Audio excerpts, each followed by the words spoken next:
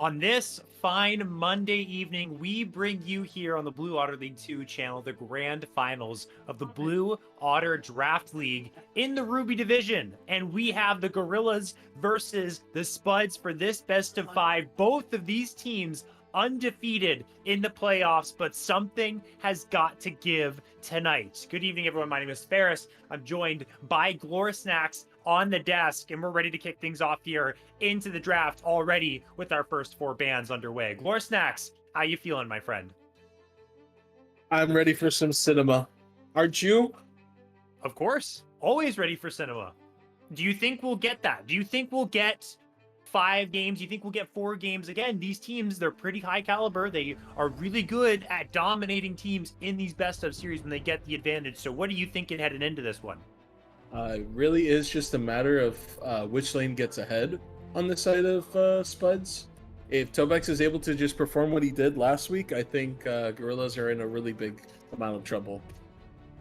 And Tobex was an absolute beast against the Frogs. Last time we were live here on the Blue Water League 2 channel, last Monday, we saw that series go down. Tobex on champions like Ornn was just going absolutely like berserk. And you wouldn't expect champions like Ornn to hard carry games, but that is literally what ended up happening. We're going to see a Mordekaiser lock in here on R1 for Spuds. Not something that I thought was going to happen. You have things like Tobex's Urgot that is open. You have Urgot open for both teams. And a lot of teams here, Glor Snacks, really like to ban that champion away from them. And it's also the Gorillas that have that Graves open that's been heavily prioritized by the teams that they've played against. Not going to opt into that one either.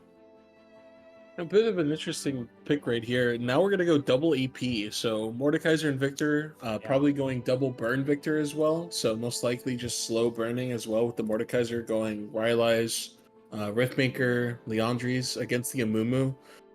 Kind of hurts Amumu, but oh, okay. Yeah. Wow. We'll just So get that Vygar rip. Just like so that. the Cinder was banned away there from Lizzo, who is a very big Cinder player. Vagar into the Victor. Now, this is the thing about the Spuds composition, is they don't really like to jump forward just yet. Mordekaiser isn't really that primary run at you champion because he has the Realm of Death. He does not very mobile, and Vagar likes to play into those champions. So this is maybe the pool here of Lizzo being pinched, opting into that Vagar in response to the Victor, which I think the Victor is going to be pretty happy about here. And we're going to see the Ashe come through for Ren. They're very comfortable on this champion. They've played it 4 times here in Blue Water Draft in the Ruby division. And the Jhin will come through in response for We Will Show Them All. So 2 champions that are going to trade heavily on the waves, get aggressive. And we have our mid, top, and ADC picked here for the Spuds heading into that next round of bans. And it's the Spuds targeting that pool there of Krabadabadoo. I don't think Crab is playing tonight. I think Oh, that's the no. substitution. Yeah, there is a substitution. There is I no see. Crab. Okay, so for others that aren't aware, what is the substitution? Who is playing for Gorillas in that top side?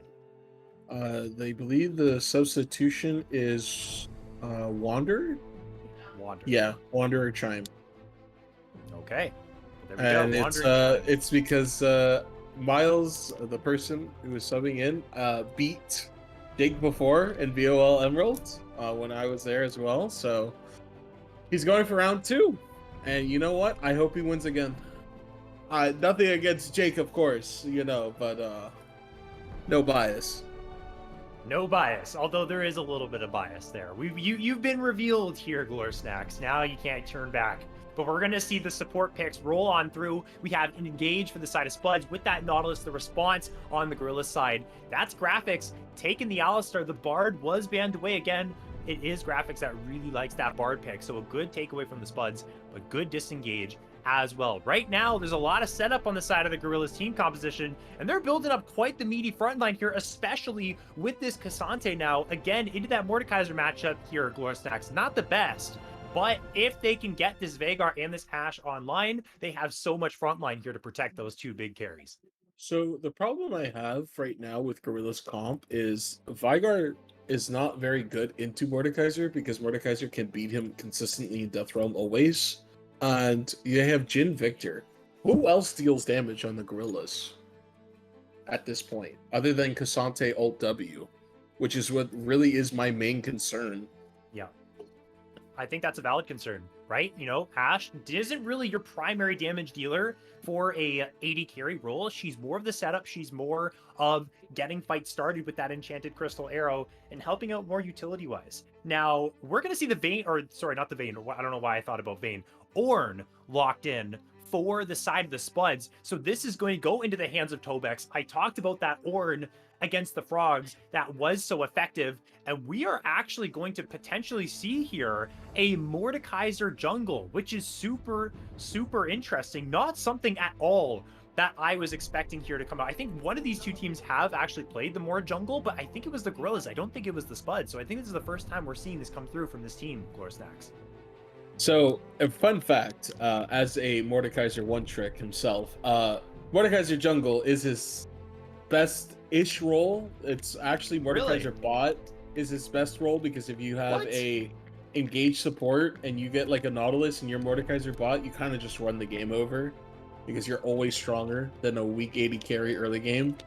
Mordekaiser jungle is really good at power farming and matching abilities, like matching like level 6 power spikes. So it should be interesting for Spuds. I expect this Mordekaiser to actually play a lot more for topside. I don't think he will chance it with the Amumu and Alistar potentially blowing up Jhin before a dragon fight. I think if you want to take the safe bet, you get 6 scrubs here, potentially give up 1 drag, and you'll be able to outperform a lot better, and you'll just be able to scale a lot better as the game goes forward, especially against a Mumu Vygar. at the very least, in the top side and the bot lane as well, because you do have this Nautilus locked in for mint. You have gank setup. Now, the one thing about Mordekaiser jungle that isn't the greatest is you don't set up ganks very well unless you get in range for a pull. But that's really hard to do when you're gonna have to walk up to somebody, and unless there's some prior CC, they're gonna know what's coming. There is that setup there, so I can see top sign being played for, maybe a gank into the mid lane if the Veigar is very much overextended and get those hex fragments onto the Victor. And that's another thing here, Glorsnacks, we haven't talked about, is this brand new Victor on 1424. This pick, super powerful, got some quality of life buffs. The ultimate, the Arcane Storm, is now upgradable and can expand on champion takedowns. So what are your takes here on this Victor pick? Do you think it's going to be as powerful as it's been for people in solo queue and competitive pretty much around the globe on 1424? I think it actually does a lot more this game because his E just completely outranges Veigar Cage, and he's able to just poke safely as much as he can. I think the only problem with Victor this game is just how can he position against the Mumu. That's really his only threat. Yeah. If he gets he eats the Mumu bandage and he eats the ulti, this fight is pretty much over because Jhin is going to be nowhere near in a position to realistically do anything. So if Victor is able to just kind of position correctly against a Mumu, Victor can just run this game over completely. I'm going to have to agree with you. A lot of frontline champions for the Victor to hit. Good amount of CC as well to get that Arcane Storm going and chugging along, getting to that big form. So we've talked a lot about the Spuds. Now let's look at the side of the Gorillas here. You talked about the fact that, yes, they're very heavy in the front line, but they don't necessarily have a lot of damage, especially early on. Veigar is going to take a while to ramp up. How does the Gorillas, in your opinion here, Glorsnacks, bridge the gap between their weaker early game and their stronger late game when they have items on Ashe and they have those phenomenal evil stacks on Veigar? How do they prevent themselves from losing early on so that they can get to that powerful late game? I really think it's just depending on how little we die early game on the side of Gorillas. If we're able to just prevent deaths entirely and able to just let the Veigar be able to scale to a form where they can punish the macro mistakes of Spuds, I think it's also just going to be how well it's going to be on the Ashe positioning later into the game as well. Because I genuinely think it's just going to be a random hook onto Ashe if she's just out of position. It's really going to be tough. Certainly. So I mean, I don't like the comp personally because of all of the entirety of lack of damage. You're basically hoping a Mumu can carry your early game damage this game. But I genuinely think that it is winnable. We just have to outperform for it to be winnable. And Ashe is one of those champions where you have all that range, you can really make some magical things happen. It just depends on how well you can position. So I do like that point that you bring up. We got our teams locked in. We are going into the spectator delay for game number 1. So we're going to cut to an intermission, and when we come back, we will be on to the rift for game 1 of our Blue Water Draft Ruby Grand Finals. Hold on tight. We'll be back very soon.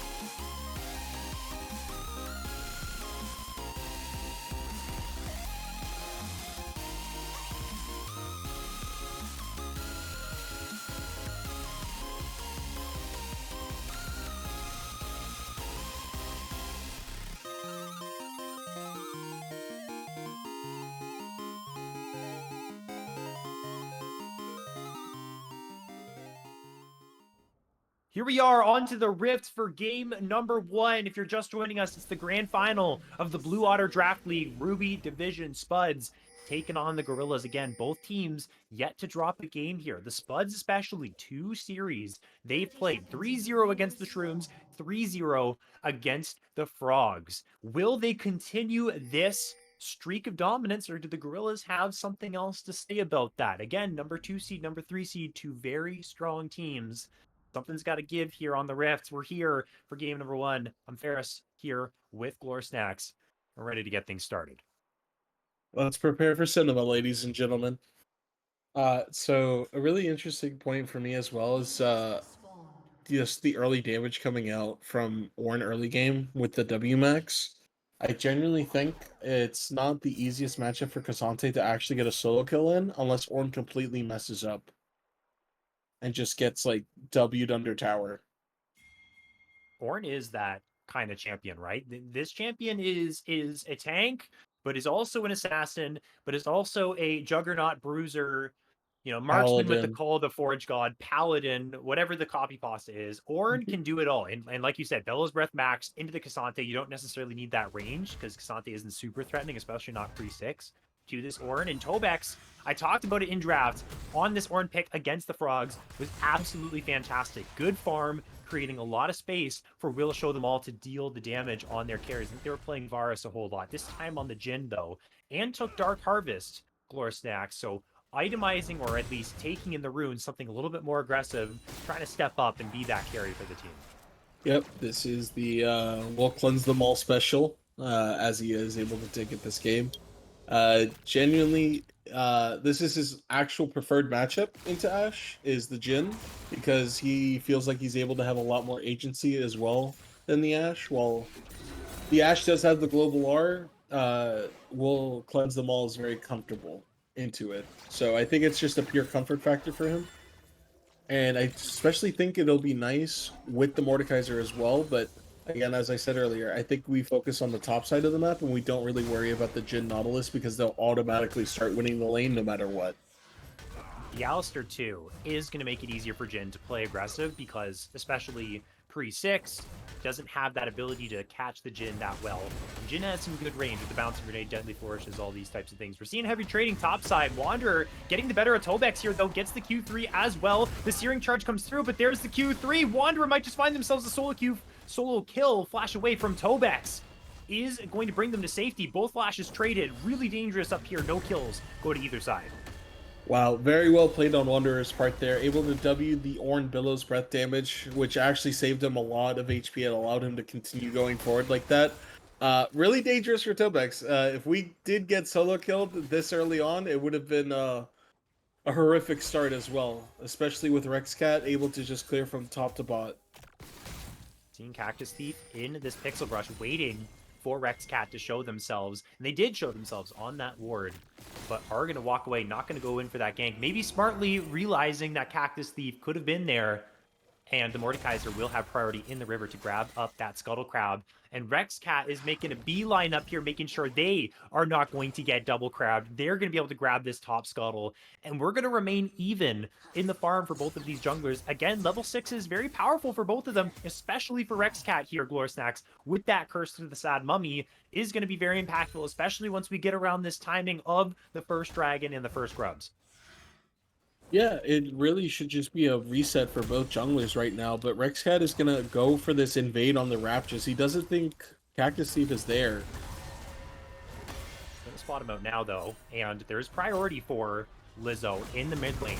Again, this Veigar doing pretty well, and it's even for both of these mids, but they're both scaling. They both want to get to that later stage of the game. They're just going to kind of be chilling, farming it up, Hex Fragments for Skadoosh to get towards those upgraded abilities. Tobex has to be in trouble. Has to be very careful here. Is not aware of where the Amumu is. Maybe they're not going to go for this, thinking the Mordekaisers in the area.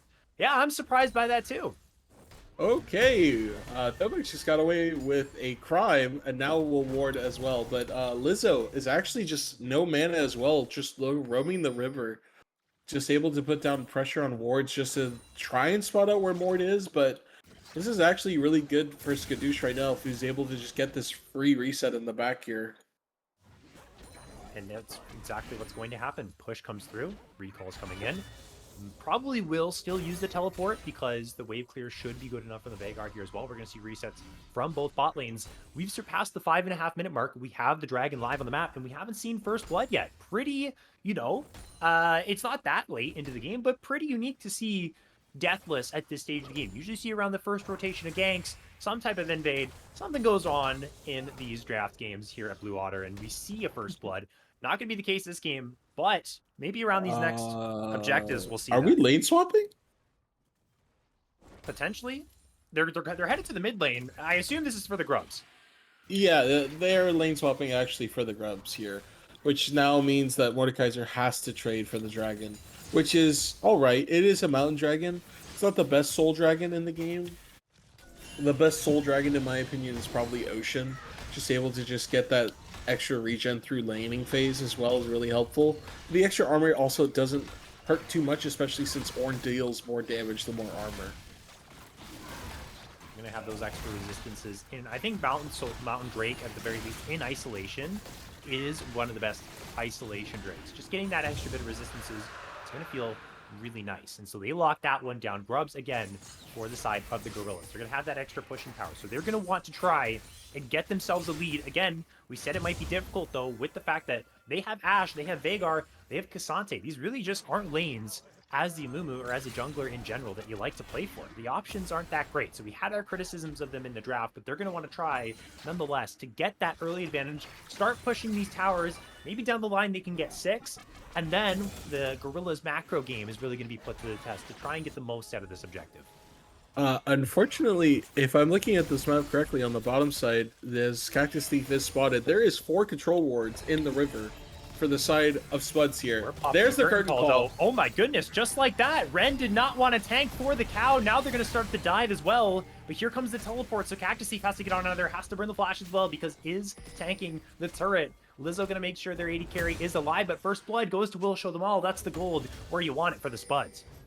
Yeah, really interesting there. Ren not able to dodge any of that for his Alistar. It was oh my goodness, excellent play with the Pathmaker. Bring Tobex under the tower with the all-out damage is good. One back here for the Gorilla solo kill in the top side. We'll Show Them All. Has to be careful. Mint is here in the area as well. They're going to start off this 2 versus 2. The hook lands onto the Ashe. 4th shot comes down, but Ren is alive. The primordial burst damage is incredible from Lizzo. But what can the Jhin do now in a 3 versus 1? Make it a 3 versus 2 now that Skadoosh has made their way from the fountain. Headbutt Pulverize is going to connect. The stun will land as well. The Ignite is cleansed away from. Flashing forward gets the kill. That one goes to the Jhin, but Skadoosh is now out of position. Shut down onto Will Show Them All. Bloodbath in the bot side. Skadoosh is going to go down. The question is, can they give the kill over to the Veigar? That's where they want it. Rexcat, in the end, is going to pick that one up 4-2 for the Gorillas here at the 8.5 minute mark.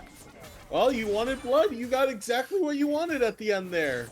Just a complete delayed play as it just kept going on and on. Lizzo able to just fully run down here. Skadoosh running down himself as well. It's really good for the Jhin, able to pick up 2 kills there, but it's not ideal as well. He was able to use that cleanse, keep alive a little longer, force Ren closer, and able to kill him, as Mint will now go Lizzo hunting. Lizzo hunting, but the Veigar should be okay. Going to walk back towards that tower. We see even farm for both junglers, and it felt like, actually, you know what? It was Cactus Thief that made that play in the bot side, made that dive happen earlier on. So both junglers equally involved in the bot lane. They're staying up to date with their farm, although it's that big lead, or the 300 gold lead for the Moon, as we can see. Thank you to our observer for toggling to that gold. Gets that extra kill, gets that advantage for themselves. Oh, another fight. Bot side. It's going to be Graphics, though, trying to start the playoff, but taking so much damage instead. There's the depth charge. No unbreakable will. The resistances will not come through for the cow, and they're going to be able to pick up that kill, but Rexcat lingering, looming. Ren, Enchanted Crystal Arrow is available, has not utilized it just yet. Cactus Thief waiting in the wings in case the 2v2 breaks out. And again, just Alistar just not respecting at all what this Nautilus could do to him, and just complete burst of the Jhin early game as well. But to piggyback on an earlier play, that was a very impressive outplay on the Wanderer, able to just use the W correctly. They had actually bug fixed that, but I guess it's able to just do that again possible, where you W behind you and it will drag the person behind you. So that is why he actually went under tower and is able to fall like that, as Graphic is top lane. Playing for these next trio of grubs. Again, it's 3 already for the Gorillas. They want those 6. It just makes it that much more powerful. If you can secure Rift Herald later down the line as well, there's some big macro tools in your pocket. Graphics being the first one here is able to sweep out this river. Rexcat's going to grab the Scuttle Crab, and it's Cactus Thief that's nowhere to be found. So it doesn't seem like Spuds, they give any dangs about this because they're just going to give it away. They might try and walk down now, but it's too little too late. Glor Stacks, they're going to get 6 rubs here for the freeze. Not really ideal. Kind of not what you wanted, especially since you do have a Jin Victor Ornn probably with Demolish. You're able to just do a lot more damage to these towers already. It's always nice to have more to it, but the 6 grubs trade is really bad, and it is only a cloud, so you're not exactly getting a very equal trade of value here. Unless the Spuds can end up grabbing that soul later down the line, but that's going to put pressure on them to actually win those fights around the objective. And they have to worry about this trade too. The trade hasn't even come through yet. Tobex has found his solo kill. That's the Ornn power that we were looking for. That is the form that we wanted Tobex to be on. Gets that solo kill. Wanderer, who had teleport now, can't join this play, so I don't think this is a good idea from the Gorillas to make this happen. There's teleport available for Tobex. He can use that control behind them to make this happen, but they're going to go in anyways. Potentially 5 versus 4. The Curse of the Sad Mummy comes through. No. The Ash somehow able to secure the dragon. So many HP bars going low. Skadoosh is going to fall. Now Tobex is going to join the play. Curtain Call is going to pick up 1 kill. Lizard with the Primordial Burst trying to chunk down Mins. 2 have already fallen here for the side of the Spuds. Now it will be. We'll show them all to get involved in this play. Double kill already. Tobex gets the shutdown onto Ren. Lizzo, the only one left alive. Now the teleport comes through from Wanderer to keep the mid laner safe. Drake goes to Gorillas, but the fight will go to the Spuds. Oh, a complete misplay there. Cactus Thief ulting the Amumu just so he couldn't steal it, and they still lose it anyway to the Ashe auto. Oh, really unfortunate there. Tobex with the late TP to the fight as well to help secure as much as he can, but him being there, that presence is able to just make sure that Ren is able to eventually fall down as well. But, I mean, if you are Gorillas, you did lose the fight, but you got the dragon. So you got 6 grubs and a dragon. This is a win for you, still. The question is now, what are they going to do about this 5-1 Jin? We'll show them all super strong on this champion. Working towards that Infinity Edge, that 2-item spike is going to come a lot faster than normal for this champion. Also seeing a Spirit Visage Rush, and Graphics is down. The kill goes to Mint. Just got caught out trying to look for wards. So another kill going the way of the Spuds. They're building up their strength. They lost that Drake. But if they can win out in these fights, and they can put the pressure on, those grubs aren't going to be too effective for the Gorillas. We don't see that Spirit Visage, right? Like, we don't see it? That was the point I was trying to make. That was confusing. Ren loses the flash as well. I think it'd be pretty crazy to stay under the turret here, although Cactus Thief doesn't want to pull the trigger. They don't go for it. They get a plate. That's about it. So the Spirit Visage is very interesting, considering it is going to be a double burn Victor, I'm assuming, and a burn Mordekaiser, and you don't go Canaric, you go Visage. And my question is, what are you healing from?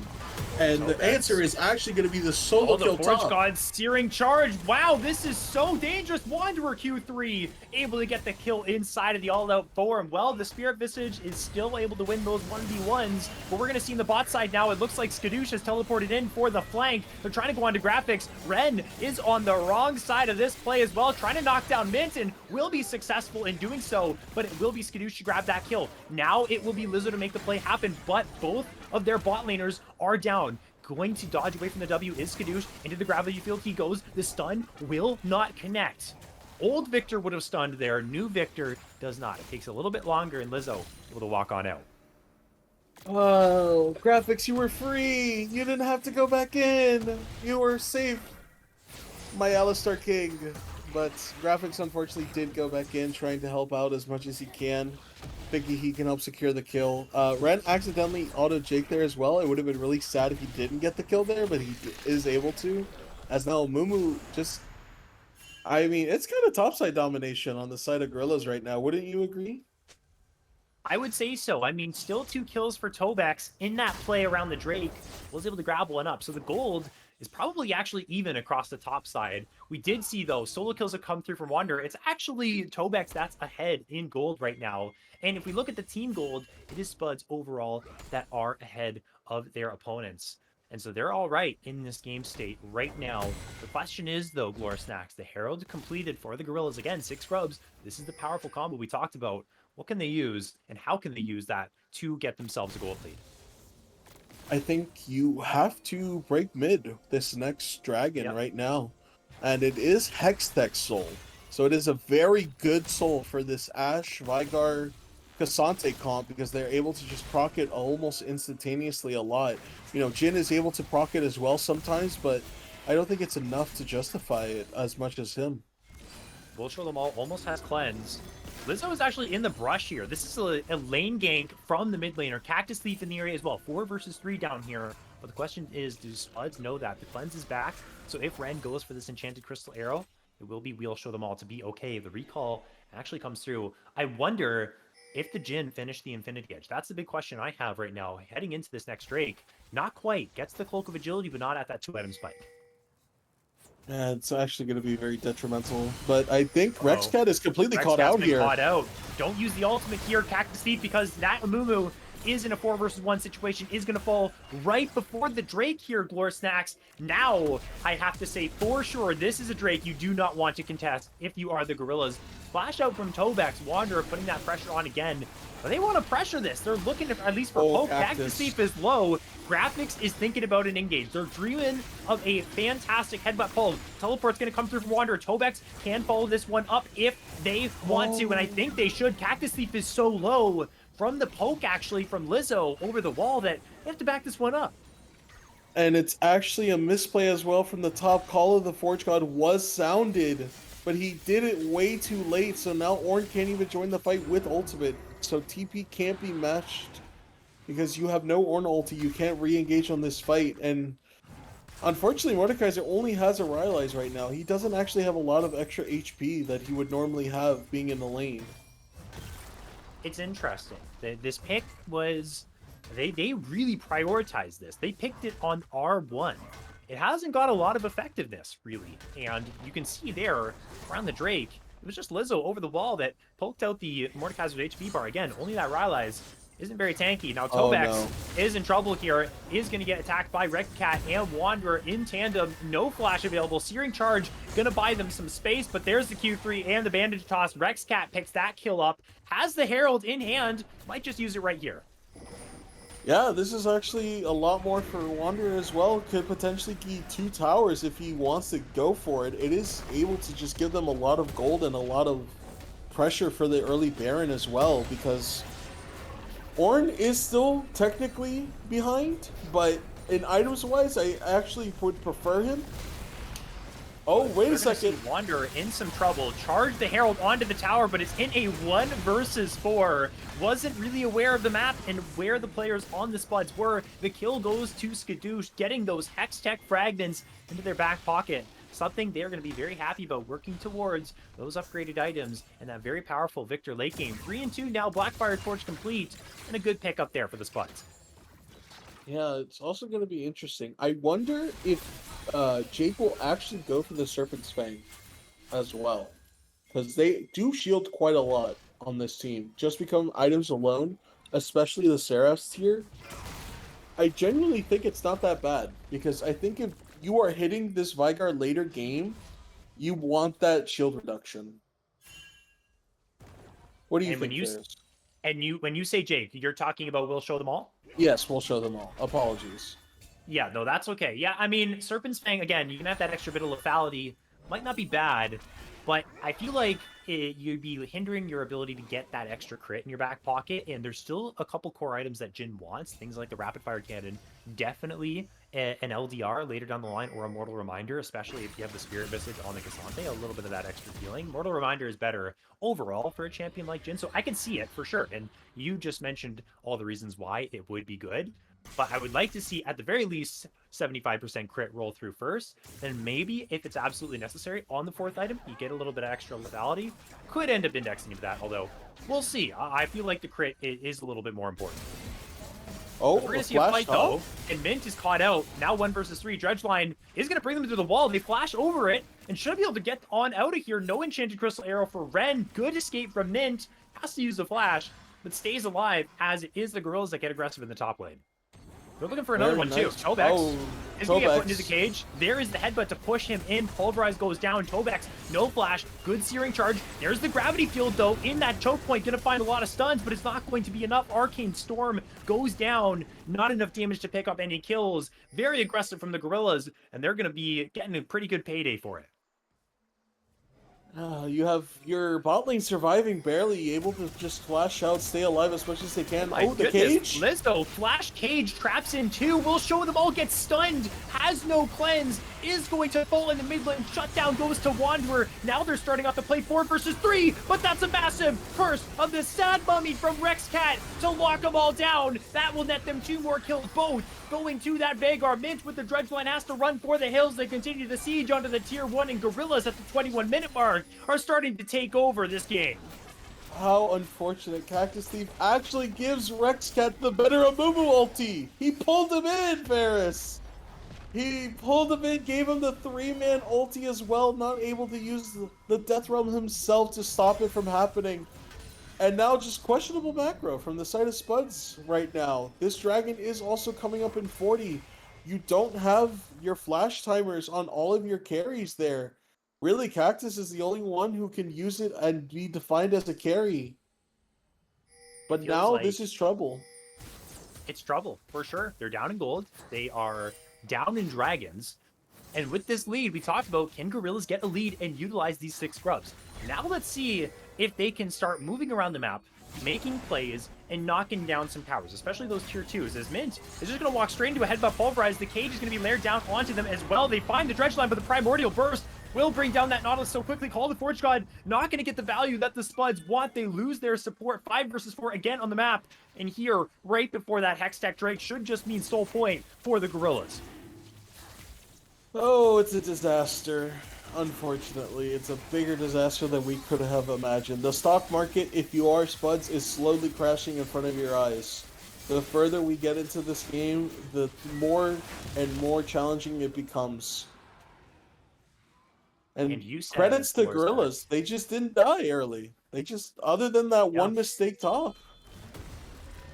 You said, Glor Snacks, before this game, you said to me, depending on the Tobex we get, Spuds could absolutely run this series. Well, right now, Wanderer's been doing a fantastic job, along with the rest of the team, to shut down the entirety of the Spuds, but Tobex has not been able to get the exact same amount of impact that they had against the Frogs on the Ornn, and we're seeing Spuds definitely struggle because of that. Now, they do still have a lot of items on their Jhin, working towards that 3 items there, maybe an LDR or Immortal Reminder. The Baron's being started up right now, and the Spuds, they're going to have to respond. They have no idea. They actually have no idea. They think they're all on a reset. That's why Victor's going top and bot lane's mid. Wanderer's playing this off perfectly. He's just, him being there makes him think that now something's now just happening because of the Ash Arrow. And here's the curtain call. Here's the curtain call. Graphics is low. Has to use the Unbreakable Will, but the spike goes down. They're not in the area. Like you said, Glor Snacks, they had no idea this was happening. Free Baron for the side of Gorillas. That's 1,500 gold into their pocket now. And an extra buff with the 6 scrubs to try and knock down these structures, crack the base, and really start to take control of this game, number 1, and look to try and put it away as the cleanse off of the Jhin as well. Gonna make the next fights so difficult for Will Show them all to play. Oh, it's getting worse and worse for us. The stock market is slowly crashing before our eyes again. Just completely free Baron. Just great vision play on the side of Gorillas, able to just abuse the fact that Mint KMZ is not able to walk anywhere alone without the threat of being blown up, and now just forcing that Nautilus to wait for somebody to hold his hand as well as Tobex. Oh no.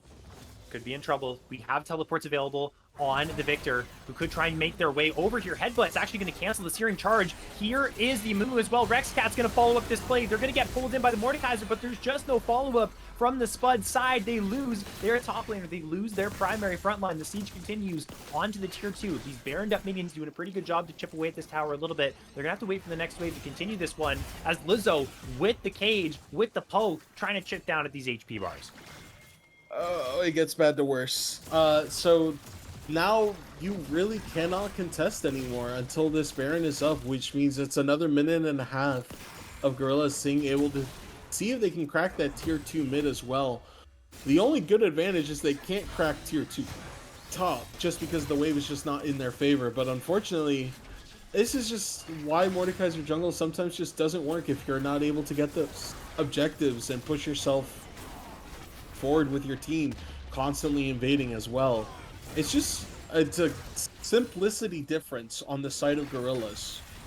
I love that point that you make. Simplicity difference. It's intuitive League of Legends. You have a backline, you have a front line, you have reliable engage, and that's a simple way to play League. For the other side, you have a Mordekaiser where, again, like you said, you need that Mordekaiser to get ahead. You need them to take creative routes to try and access the backline, to try and find skirmishes where the Mordekaiser would feel a little bit more comfortable. Not so much these 5 versus 5s that Gorillas are getting over and over again, and a big reason why they are so successful in this game number 1. Now with their Baron buff dwindling, they knocked down one tier 2. Maybe not the most they could have got, though, out of their Baron. So for the Spuds, it's a little bit of a good thing. Is they could have taken more. I feel like they could have got more aggressive and even looked for dives underneath those towers, especially after Tobax fell and all that front line was gone. But they didn't, and a little bit of time is here is bought for the Spuds, but they're going to have to mount an attack here onto that Drake in a minute's time. And as well as Wanderer was down. Remember, it was 2 items to 1 in the top lane, and Tobax had complete control. And in that same time span, Wanderer has completed Unending Despair and Fimbulwinter with the extra Negatron cloak, and Tobax has gotten a Negatron and Ruby Crystal. He still does not have tier 2 boots at 27. That's definitely not going to be something that Tobax will be happy about, especially you're missing out on those merch trades. You're missing out on that tenacity too. As Orin, you want to be able to eat that up, try and get the CC down for your team so that they can hit for free. Right now, control over the river for the side of the Gorillas. There's no Baron alive for the Spuds to threaten, so they can just walk this back if they want to and start to hit the Drake. What I would like to see actually from the Gorillas is have Wanderer maybe sit in the mid lane, try and dance around and distract the side of Spuds here, and just get your damage dealers, maybe Lizzo and Ren, over to the Drake and start taking it while they distract. But we might just see the fight now as Mint just walked up there inside of the cage. No Curse of the Sad Mummy going to come through. Actually, it did come through. It was eaten up by the Realm of Death, so a pretty good look right now for the Spuds and see what they can do here. They are actually killing their carries a whole lot. Graphics might go down, but there's the damage from Lizzo that's going to immediately remove Cactus Thief from this fight. Wanderer is going to head straight for the Jin, who's in the curtain call, able to take down Rexcat, but now has to deal with this Cassante that's going as crazy as possible to try and knock down this Jin. That's another kill that goes in favor of the Spuds. We're in a 3 versus 3 now, but Wanderer has the damage in the back line to knock down 2. Skadooch is the only one left. Should be able to get back to the tower, but the Q3 will bring him right back. The cage doesn't find the stun. It is a 4-2 in favor of the Gorillas. They can walk back and try and grab themselves that Hextech Soul. And he will not yield, Ferris. Wanderer just walks into Will Show them all. He just straight up walks at him and ults him. He is just untouched completely. And it's just a bit of a disaster from this fight as well. Just forcing exactly how Gorillas want to play. The Spuds are fighting into the 5v5s when you need to pick somebody in order to have a successful team fight. You need to somehow get on top of this Vygar. You need to stop him from being able to pump out so much damage. It's just killing you constantly every fight. But now this game is the Hextech Soul completed for Gorillas. It's pretty impossible. You're the side of Spuds. You need a miracle. You do. And that miracle could come in the form of ornaments. The first ornament onto the Collector for Will Show Them All. Working towards that 4 items. That's a pretty strong Jin. And your Victor as well is getting strong, but Will Show Them All is just dying on the mid wave. That's not what you want from your AD carry So I was singing the praises maybe of the scaling of the Spuds, but those are the plays you definitely want to avoid, especially when this Baron is 10 seconds away from spawning on the map, Floor Snacks. And it is not IE upgraded Jin, it's Collector upgraded Jin. Yeah. Oh.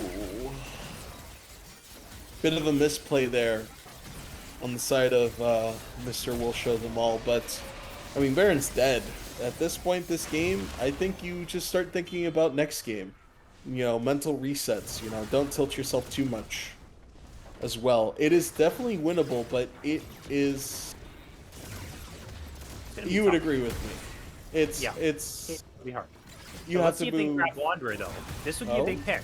Can they get Wanderer, and can they move their champions around the map to try and force a 5 versus 4? Look at the damage from this Cassante, though. On to Skadoosh they go. Arcane Storm is here. The damage from the Victor is actually quite formidable. Wanderer's certainly going to fall here. They're going to bring We'll Show Them All down to grab this one. But it your took base. such a long time. The inhibitors for the Spuds are gone and off the map, at least the mid lane and top lane inhibitors. Now, going for this end would be very greedy. Again, this is 5 versus 4. The Gorillas have to be very careful. They're going to take the Hex Gates and try and get on out of here. But here comes the Curtain Call. This is dangerous. The Bandage Toss could come through from Rexcat. Decides not to go for that. There is the hook. Going to get stunned up by the cage. Has to be careful. The Primordial Burst is massive, and that will be the Nautilus that's going to fall. Cactus Thief puts Amumu into the realm of death, but Amumu is the one that wins that fight. Now it's 4 versus 3. Tobex falls as well. The damage from Lizzo is absolutely incredible. This Veigar has reached that Exodia point. 2 people left. It's only Skadoosh. It's only We'll Show Them All. The push will continue for the Gorillas, and the Victor is no longer a part of this world. Able to get one back is We'll Show Them All, but the Nexus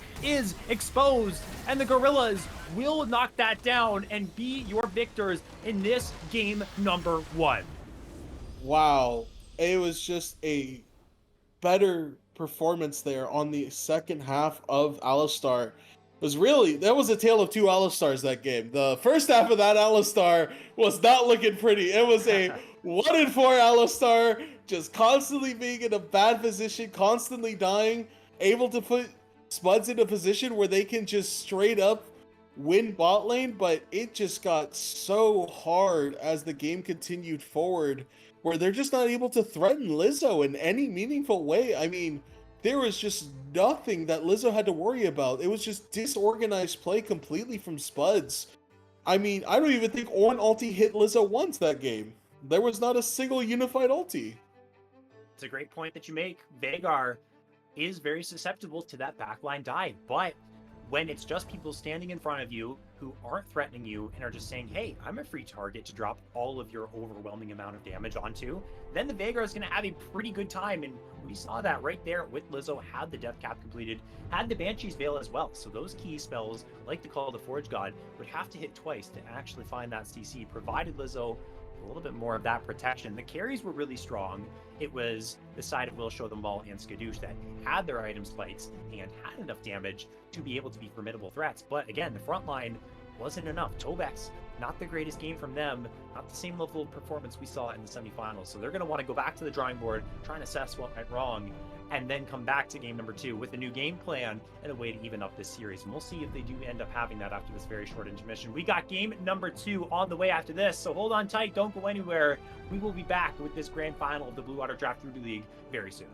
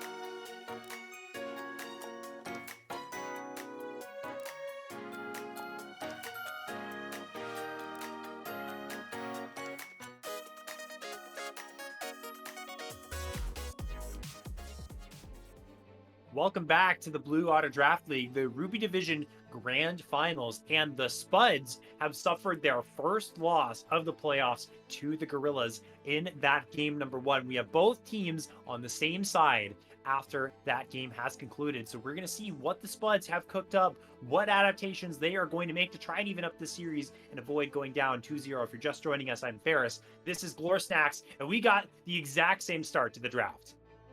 Oh, yippee! It's an exact replica of what happened, except this time it's the exact same. Yeah, No, it's the exact same.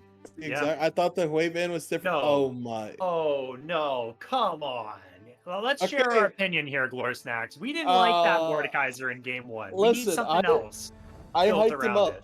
I hyped up the Mordekaiser pick. I was like, man, Mordekaiser jungle, it's his second best role, but after the game 1 performance, I do not think we needed to see a repeat of it. Hopefully this game is a bit better.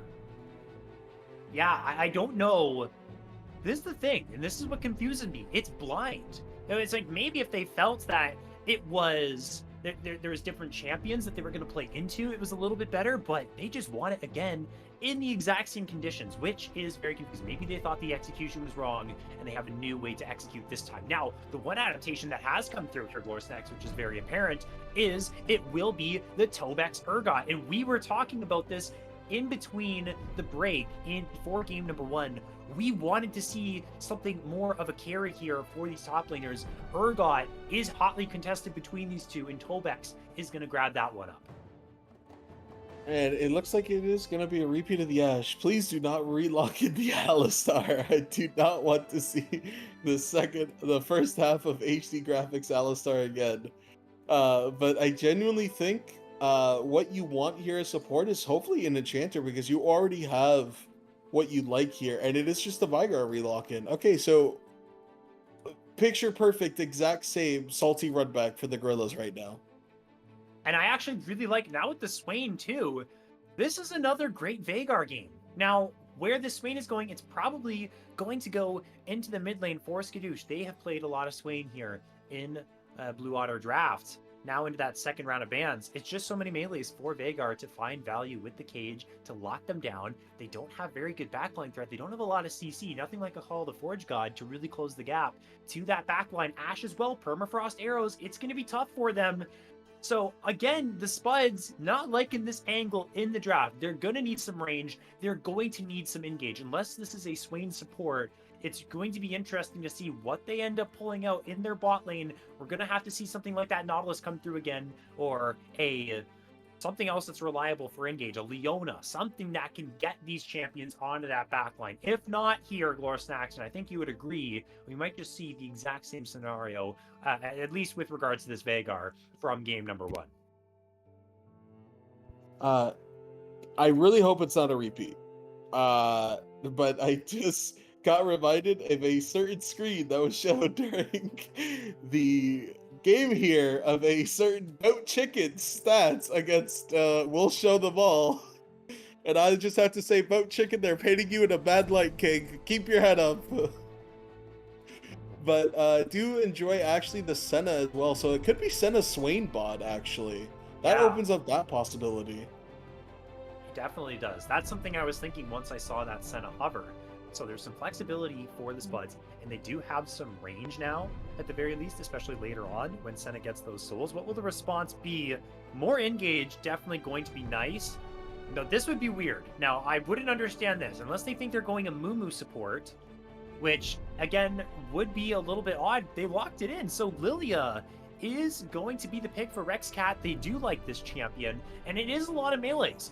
Move speed is pretty good to kite around these champions and could be the cook here. Now the Mundo Blind is going to roll on through as well for Wanderer. This is something that Spuds didn't want to play against in game number 1, up and available for them to take in game 2.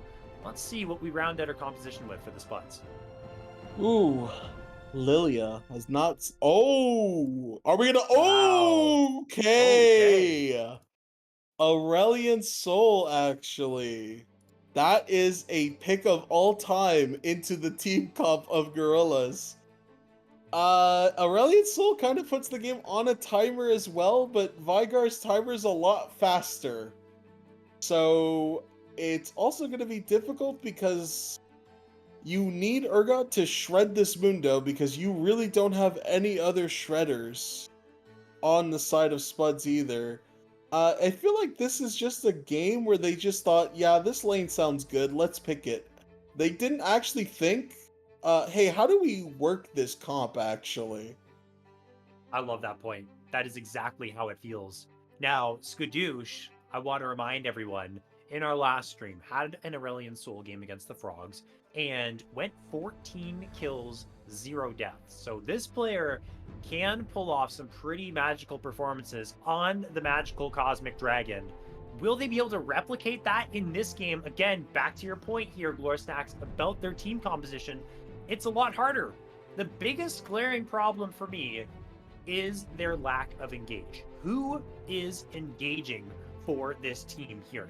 If you are their coach, if you are one of their players, Glorstacks, what are you saying to the team when it comes to team fights? What is the game plan here? Guys, please don't make a boo-boo hit me so I can actually do something this game. Cheers. Those are my exact words. Wow. Please make sure a boo-boo ult does not hit me and I can actually play the game. And that's the thing. How do you prevent that Amumu ult from hitting you? Because you are playing 3 melee champions and you don't have any peel. Now, the team composition for the Gorillas, it's a bit different. They're playing the Amumu support. So something for graphics that's a little bit more reliable when it comes to engage. You have the bandage toss to get things started. You're a little bit weaker pre-6. Once level 6 comes online, then they can start making plays. This is eerily similar to game number 1 with the team comps that we both have drafted. I would assume the strategy, it's going to be the exact same here for the Gorillas. Now you have a carry jungler. Now you can kind of play for yourself if you are Rexcat, rather than worrying about your other lanes and getting them ahead. It's a little bit more intuitive to play. If you're the Spuds, I'll give this over to you, Glorstacks. We already talked about how do they team fight. It's not looking good. But what is the general game plan here when it comes to the early game? Where is, assuming this is actually the Mordekaiser jungle, which it looks like it's going to be, who are you playing towards? Who are you ganking? And which part of the map, which neutral objective, what are you attacking? What's your game plan here to get the ball rolling? Well, you can't gank bot because it's Swain Senna, and that's a pure scaling lane, so bot lane is out of the question. Top lane is Dr. Mundo, so you need Tobex to burn his passive first before you can do anything. And unfortunately, you have an Aurelion Soul mid lane, so you can't really gank him either unless Lizzo completely flashes forward and protests the game. So it is unfortunately another farm fest where we should trade early objectives, and hopefully we don't fall behind on the dragon this time.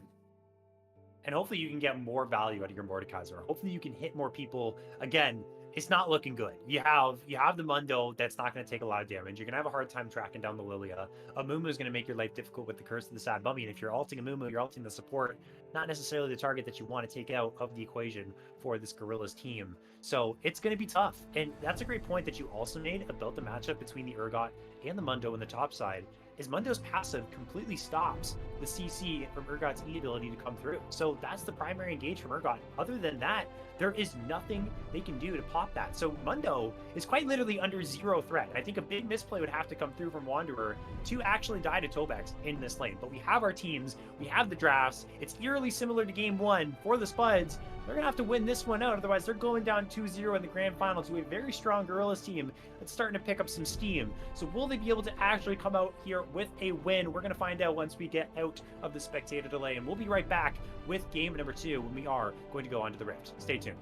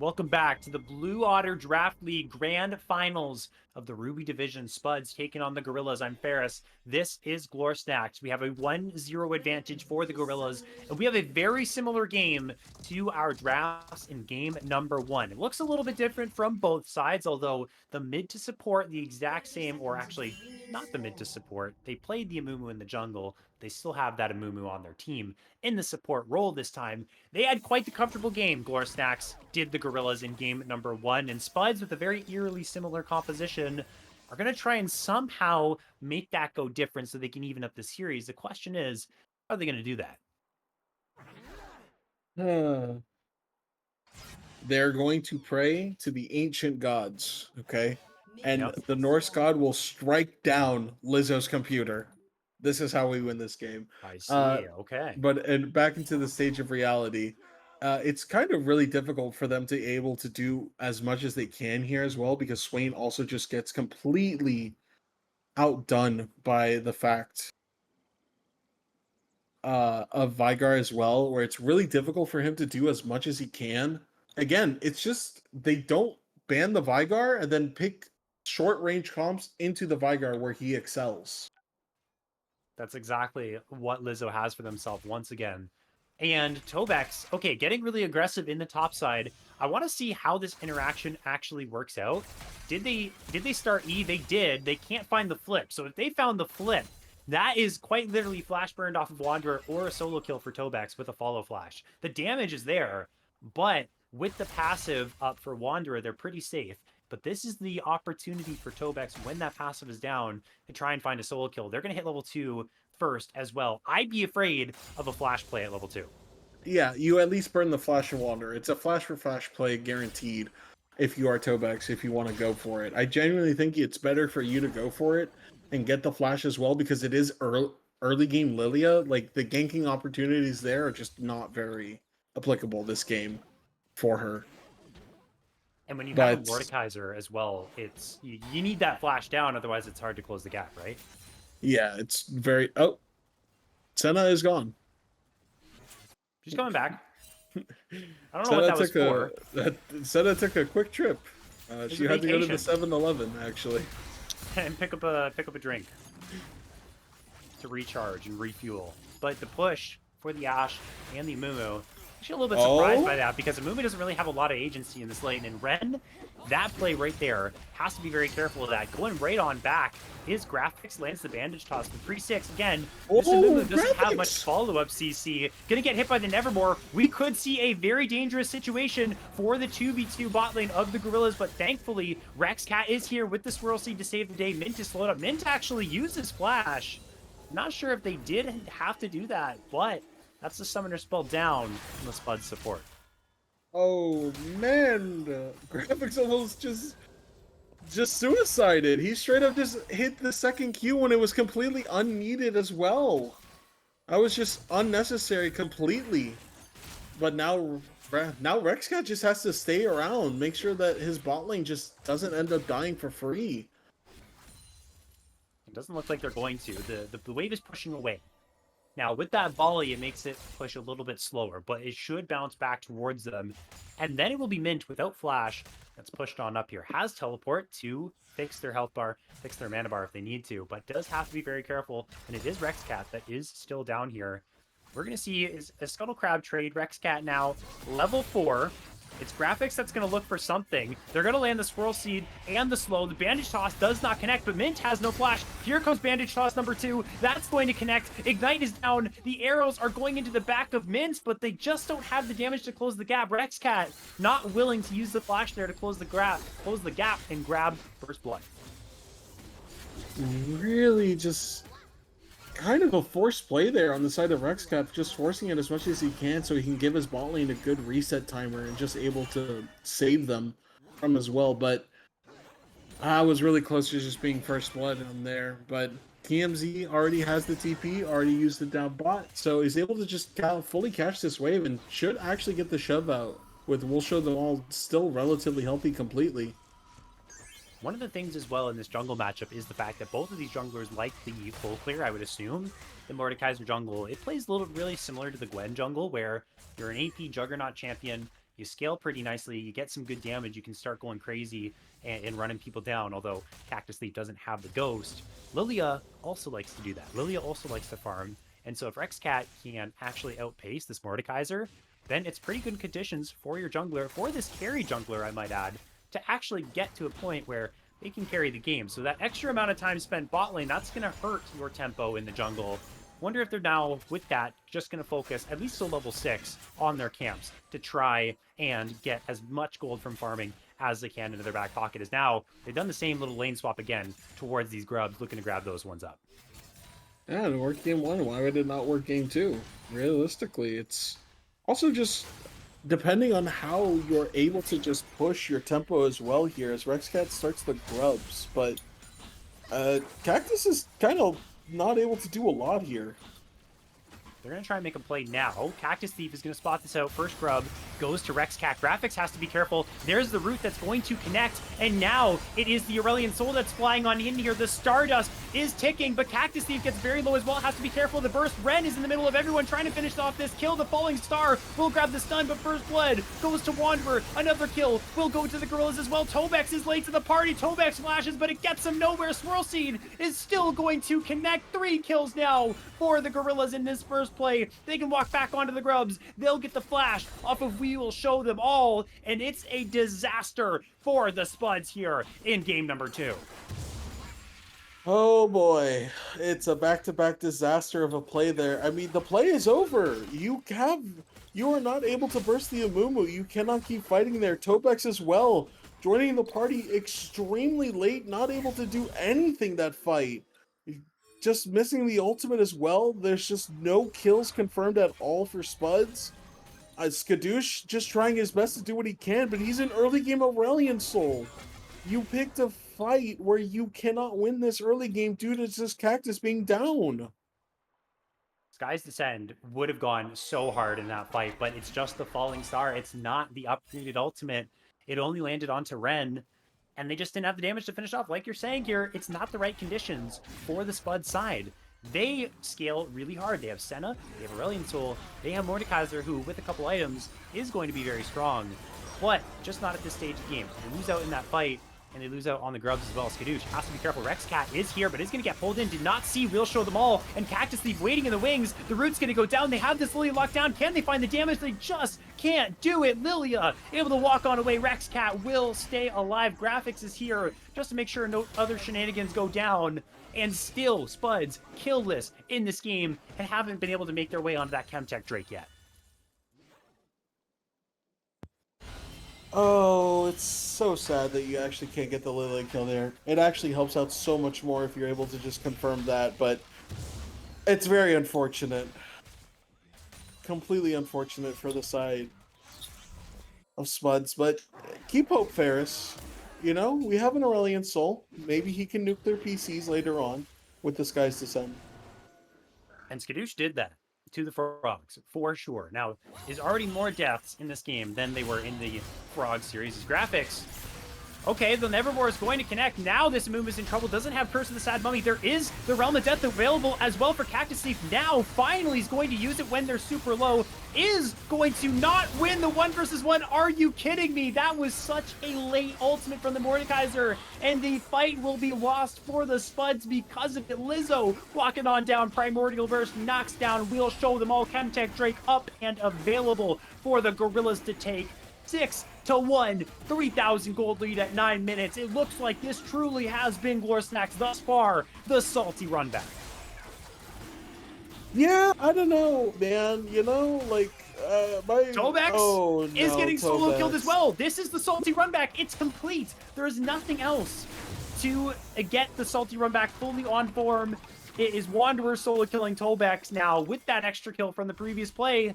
It's falling apart, Glorsnax, all over the map for the Spuds. Oh, good heavens, Ferris. We are in for a cinema game, honestly.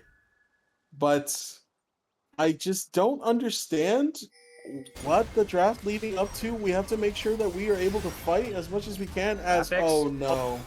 Cross-map Enchanted Crystal Arrow hits. That's a long stun, but Lizzo and graphics super low. Again, no Curse of the Sad Mummy yet for this Amumu. Still trying to make the roams happen, still trying to make the plays can't get the kill on the Skadoosh. Able to walk this one out. Cactus Leaf waiting in the wings, trying to find the kill onto Lizzo. Doesn't have flash to close the gap. Is going to dodge away from the pull. Lizzo now forced to use the flash. Skadoosh wants more. Skadoosh is going to fall to the tower. No! Say it ain't so. Please don't tell me that just happened on my screen. Disaster again for Spuds. They just can't buy themselves a kill. It is only tragedy here in game number 2.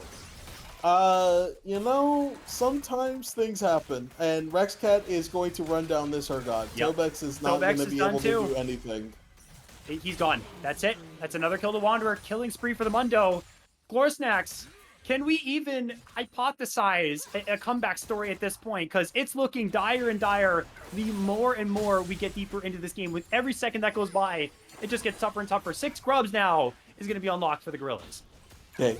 We'll show them all. We'll make a prayer to Thor, the god of thunder, and it will strike all the PCs of Gorillas at the exact same time. This is our avenue back into the game as well. And also, another thing as well, the lane is going like this because Tobex started Cole. So, hoping for that scaling, but not coming through. He started Cole into a matchup where he needs to abuse the early game, and he goes the one item that doesn't let you abuse early game. You definitely want a Doran's Blade, right? Like that it just makes sense. It's just such a good item stat-wise. Probably the best starting item in the entire game if we're going pound for pound gold value. So I wholeheartedly agree with that statement there. If we're going back to our earlier point about, you know, praying to the gods. Try and get someone to destroy the PCs. We said it was just Lizzo before the game started. Now that we're at this stage, it has to be all 5 computers, because you take out Lizzo, you still got this Fed Lilia with 6 assists and a whole bunch of farm to worry about. You still got the Mundo to worry about. You still got this 2-0 Ash to worry about. And it's infinite problems right now for the Spuds. They don't have any objective control. They haven't really been able to get a whole lot. Just 1 kill down onto that movement. They're trying to make a play bot side, but here's that problem with limited gank setup. Again, they should be able to pick up the kill onto Graphics. Now going to go into the realm of death. That Curse of the Savage only went through in the death realm. Flash away from Graphics. Able to outplay this somehow. Don't tell me they survive. Okay, Dawning Shadow will pick it up for Wheel Show Them All. They actually pull back Ren with the Nevermore as well. Wheel Show Them All trying to find the damage. Is going to be creep block there. The last tower shot doesn't come through. They get 1. And the response play is going to be a dive in the top side. Tobex is down once again. Lilting Lullaby will hold them still. And now it'll be free firing to get those solo plates for Wanderer. Oh, do you believe in miracles, Mr. Ferris? That was an insane play by HD Graphics. The fact that he almost survived that entire play, using the bandage toss as well to survive as much as he can. And Cactus Thief just got scared. He just didn't auto him anymore. Cactus Thief just, like, got terrified. But now the jungle is just 20 CS down, 2 KP to 7. Your top laner has had his lane completely blown open. Your Aurelion Soul is just scaling poorly. I mean, Lizzo already even has more stacks on the tier. Board completed for the Ashe as well, so we're not going to see the Static Shiv Mosquito build as well. So we'll actually be able to do damage this game. Yeah, sometimes you lose, you know? Sometimes you lose. Yeah, it happens. In League of Legends, if you all weren't aware, 50% of, or at least 100% of the time, someone loses in a game. And this one, it's looking like Spuds. Definitely gonna be that team. Now, again, not over. We are... This is not pro play, right? You know, mistakes could be made from the Gorillas. It's definitely possible. Sky's Descend available here for Skadoosh. And in terms of neutral objectives, we got another Drake coming up. Potentially something on item spikes, which all the 1-item spikes are here for the side of Spuds. I just want to point out, it's triple Rylai's and double Black Cleaver. That just looks like the silliest thing in the world. But we won't think about that right now. We're going to think about this Rift Herald that's happening. Here's an Enchanted Crystal Arrow that goes wide, doesn't hit anyone from the side of the Spuds. They might just make a beeline, push out this mid-wave, and head on to the Drake. And you know what? The Rift Herald, that's actually going to reset as well. So it's going to take a whole lot of time for the Gorillas to actually knock this down. Time for the Spuds to take the Drake. Okay, this is our victory moment. Our monumental victory lap as they do secure the Hex Tech, and it is going to be an Ocean Soul. Oh, good heavens. We need to secure that soul if we're the side of Spuds. I like what the side of Gorillas is doing, though, with this Herald. They're sieging that tier 2. They're going to get it as well. If there's no teleports available for the Spud side, there's the crash that's going to come through. They're going to pick this up. Now, they have to be careful they don't overextend. and go for this tier 3. I think it would be a little bit risky. Everyone's converging onto their position. Okay, good. Very good from the Gorillas. I'm impressed by that. I figured Wanderer would have went in and he would have said, "Yep, guys, follow me.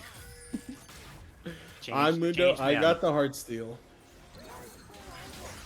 But I mean, this is just fancy feet happening in the top side of the map for them as well. But Spuds just can't do anything. It's a 4v5, and they're terrified to fight still. They just don't have the strength right now. You know, it's only, again, 16 minutes into the game. That's not the point where Senna spikes. That is not the point where Aurelion Soul spikes. You would ideally want all your towers back at this point. You would still want this extended lane phase. You would want Senna constantly trading with Ren and graphics without having the threat of being killed in the 2v2 to accumulate all of those souls that working towards your big power spikes here.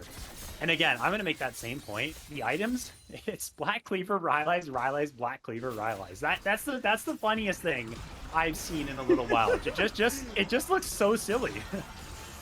That's because it is a little too silly for these teams.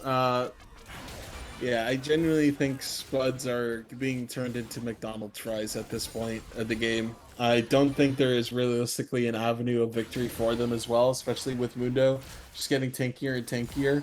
And your tank shredder is currently 0-4, and he's not able to really do much of that himself. Oh, Cactus? We're going to go for a Realm of Death moment, but hey, that's a cage. That's going to halt you right in your tracks. Cactus Thief gets virtually zero offense off in that ultimate, but there's an everywhere that connects. They're going to look for the Fear Beyond Death as well. It did go wide. Primordial Burst, 1-for-1.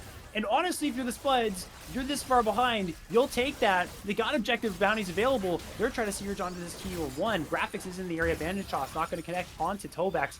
What's happening elsewhere on the map? Wanderer not in a position to punish, and it is Skadoosh holding the Ash. So Spuds get something for themselves. Not too bad.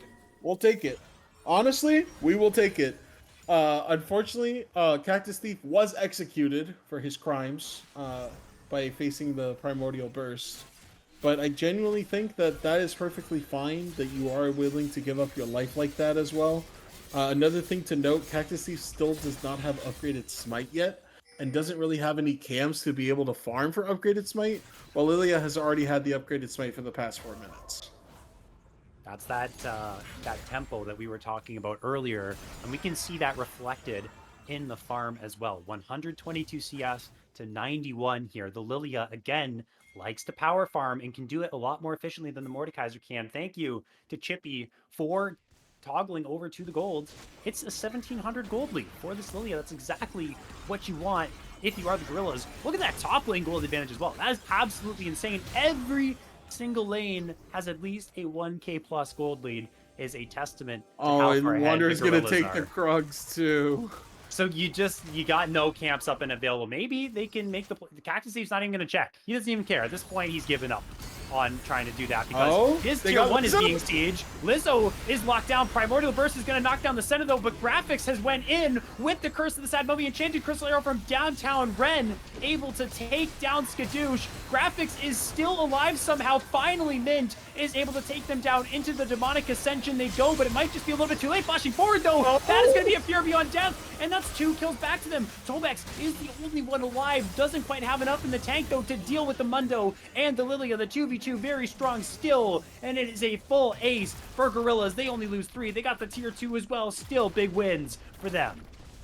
Unironically, that is the best fight of Spuds we've seen so far, despite Skadoosh flashing into the Ash Arrow. But it's fine. Honestly, a 5-for-3, when you're this behind, you take it. You run with it. You take those shutdowns.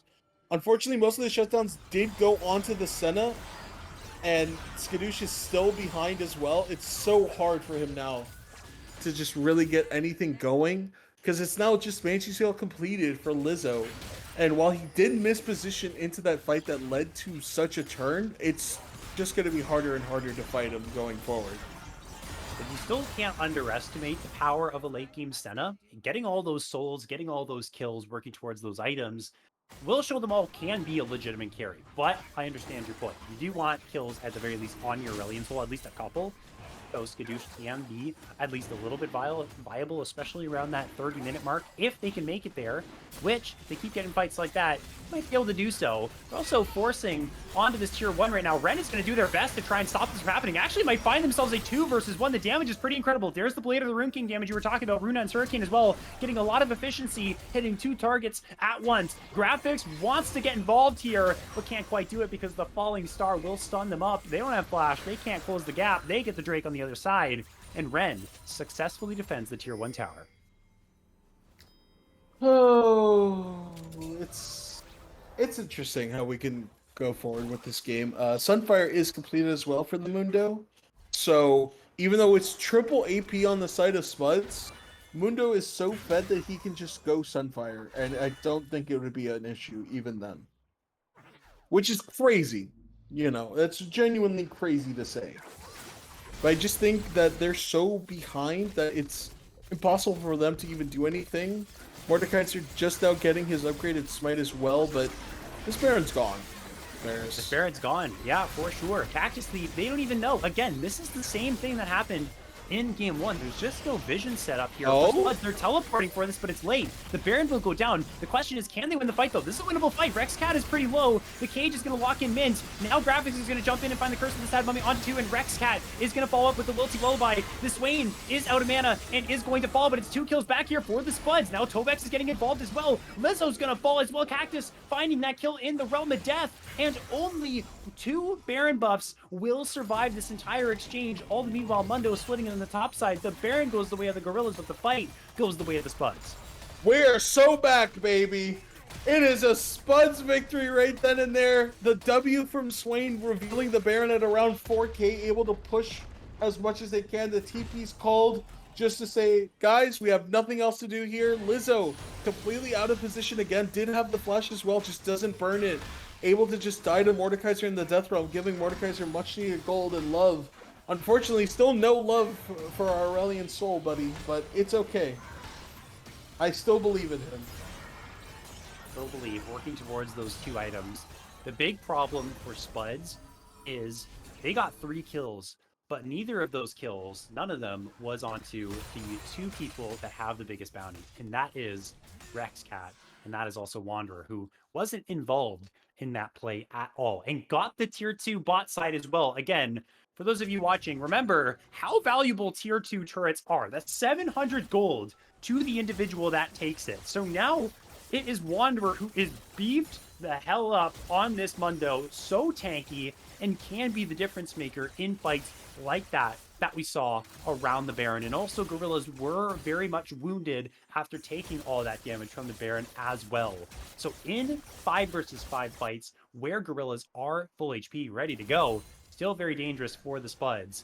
And they're going to have to try and work around that caveat, as it's now Wanderer. In a 3 versus 1, this would be a huge pick if they can grab it. They're teleporting to try and save their Mundo, but there's the Fear Beyond Death that comes through. Tobex will grab that shutdown. Now Lizzo has teleported into a bad situation as well, as going to be put into the Realm of Death. Nowhere to go. The Seraph Shield is good, but the damage here is not enough. It's huge throws right now from the Gorillas. Big plays from the Spuds. They're TPing to try and save their tier 3 tower, and they are going to be able to do it. Skadoosh does fall, so it ends up being a 1 for 2 across the map. Do they continue this play? Very dangerous. A lot of people from the Gorillas are making their flank happen now. They're going to try and fight right here. Mint goes into the Demonic Ascension. No Fear Beyond Death available for Tobex. Cactus Thief does not have the Realm of Death either. They find Graphics. Ren is going to get flashed on. Tobex has closed the gap and definitely wins this 1 versus 1 against the Ash, but Rexcat will be able to finish this off. Now what can Cactus Thief do? Oh no, He's going to miss onto the Q. Lands the E, but doesn't have the damage. Rexcat too powerful on this champion. We'll show them all going to step up to the plate next, as the inhibitor is going to fall. We'll show them all has the range, should be able to pick up this shutdown. Big 1,000 gold to the Senna. They lose their inhib, but this gold lead is slowly and surely closing. Okay, Spuds win another, baby! Spuds are back! Ferris, the stock market, do you hear we're reviving? I do. I'm hearing the change jingle in my pocket. Oh my god, I hear the bell on Wall Street ringing, dinging. Unfortunately, Skadoosh gives his life in defense of the tower, able to drag it on for so long. KMZ able to get a nice trade eventually at the end of it. This dragon is up in 35 seconds. But now, we may have cinema because Mundo still has no MR. And another Warden's Mail.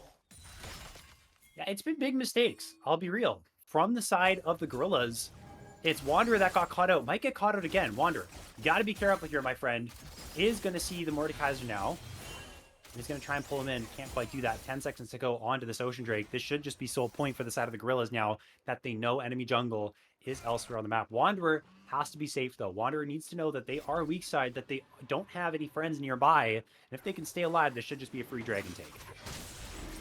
Oh. And now, it's just... Now Rexcat is so ahead now, but that's such a big issue. As much as we would like to praise how Spuds are coming back into the game slowly, who is going to deal with Rexcat?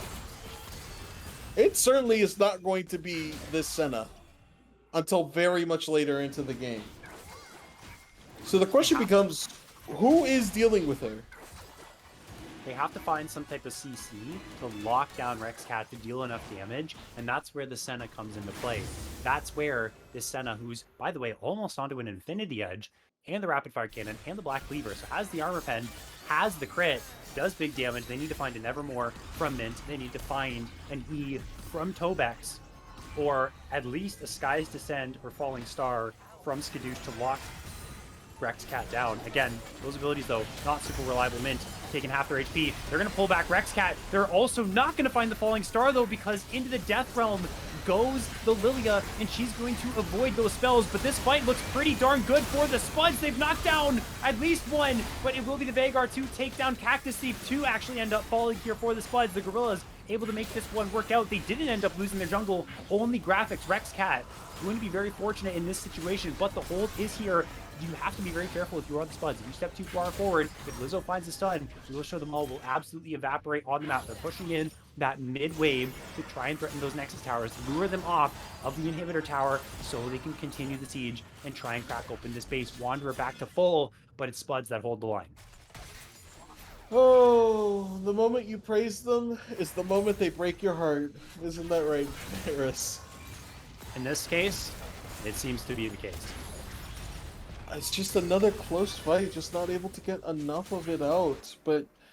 And really, it's not even really anybody you can blame as well on the side of Spuds, because that was just such a close fight. It was just minute seconds. I mean, sure, there was the misplay with the Mordekaiser ulti, just completely making sure that they can't kill Rexcat, and I think that's the biggest outplay of it all, but it's just a game of inches there. Unfortunately, Aurelion Sol just doesn't do enough as well. He has the Seraphs eventually, but it'll be 30 minutes at that point, and I just don't think it's enough as Gorilla's Baron. They're starting up the Baron. And yeah, you know, Cactus Thief is on this side of the map. They have teleport on Tobex. They also have teleport on Lizzo, does the side of Gorillas. The question, do they know this is happening? They're really messing with them in their jungle. I don't think they know what's happening right now. They don't know this Baron's going down. And now they do, with the ability from the Swain, the long-range one, but nothing they can do about that. The second Baron of the game for the Gorillas, it goes down. And if I'm the Gorillas, especially with the looming threat of this Aesol and this Senna coming online, getting close to that IE, I want to at least knock down triple inhibs or end the game in this next 3 minutes. Ooh.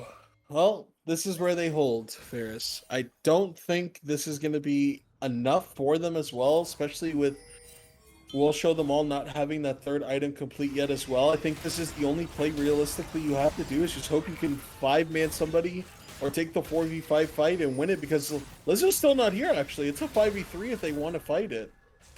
Lizzo has TP, and they don't have an angle right now. Their mid lane inhibitor will spawn. They're missing the 2 inhibitor towers in the mid lane and bot lane.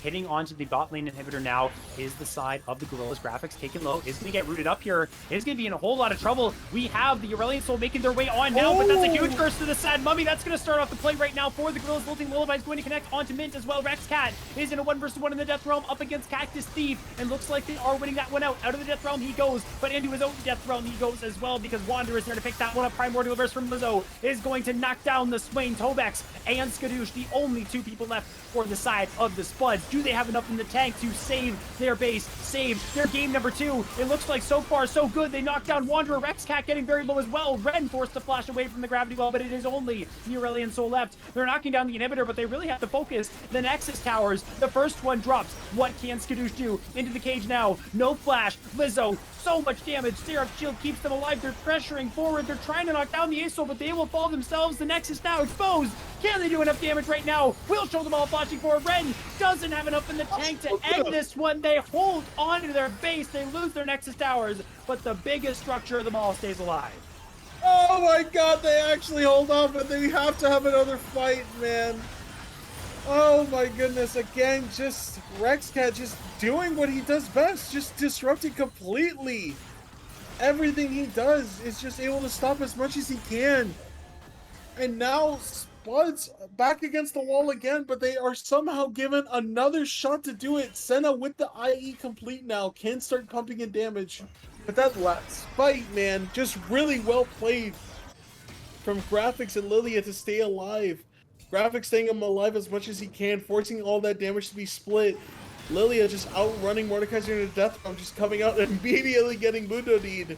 And now the dragon has started, and I don't think Gorillas can actually stop this one, but the TP! Oh, they're double TPing for this. They're trying to look for the Nexus. This is the play that they're going for. Wanderer is just going to sprint it here. That is the end of the game, ladies and gentlemen. Anticlimactic. I know we were maybe looking for a soul fight, but that's the problem with Open Nexus, is you have to babysit it, otherwise this will happen. Wanderer picks up that kill onto the Nexus, and the game win for the Gorillas. And what seemed like it was going to be another stomp, Glorious Nax, and to be real, it was an absolute stomp from the Gorillas side, but it got close. You got the 3 items for your Acel and your Senna from the side of the Spuds. It was just too little, too late. So they got to really find a way to patch up their early game here in these ones. Now backs against the wall, down 2-0. They got to reverse sweep to be our Blue Water League draft champions of the Ruby Division. Yeah, and again, it's another thing of just draft identity just doesn't make any sense at all for them. This Mordekaiser pick is just the black sheep of this team for the fan. It's because you do have your early game winner in your Urgot, able to push him forward, but Mordekaiser just doesn't want to do anything. He just wants to farm objectives, get as much as he can, but Lilia just does that better than you. So you can't gank, you can't help out your bot lane if they do fall to a gank, which they unfortunately did. Skadoosh is fighting for scraps as much as he can, just looking for anything, a drop of water even, so that way he can at least fund something in his build. But it's just so difficult for them to even do anything. Their identity is just completely unknown at this point. They're just playing the game completely differently with everyone. There's no synergy. It's just difficult to even look at them. It's all over the place. It seems like they're playing solo queue, right? This is the type of team compositions you see in solo queue when it's 5 individuals playing rather than a team. And that's what it feels like, is 5 individuals playing right now for the Spuds. They've been a team that have been really dominant, not only in the regular season, but also in the playoffs. Again, I will remind the audience, 3-0 against the Shrooms for the Spuds in the quarterfinals, 3-0 over the Frogs. That was the #1 seed in the Ruby Division. This team has been dominant. This team has found success, but against the Gorillas, who really have their number, they haven't been able to replicate that. So they're going to have to go back to the drawing board again. Definitely consider this Mordekaiser pick. Again, we like to be as considerate as possible on the desk, but this is just not working. So we'll see what the adaptation ends up being. We will see if they can pull out a win in game number 3 and avoid that 3-0 in the grand final, start the momentum of building that reverse sweep. And when we come back, we will bring you that draft for game number 3. In the meantime, we'll cut to an intermission. Stay tuned. This series continues right after this.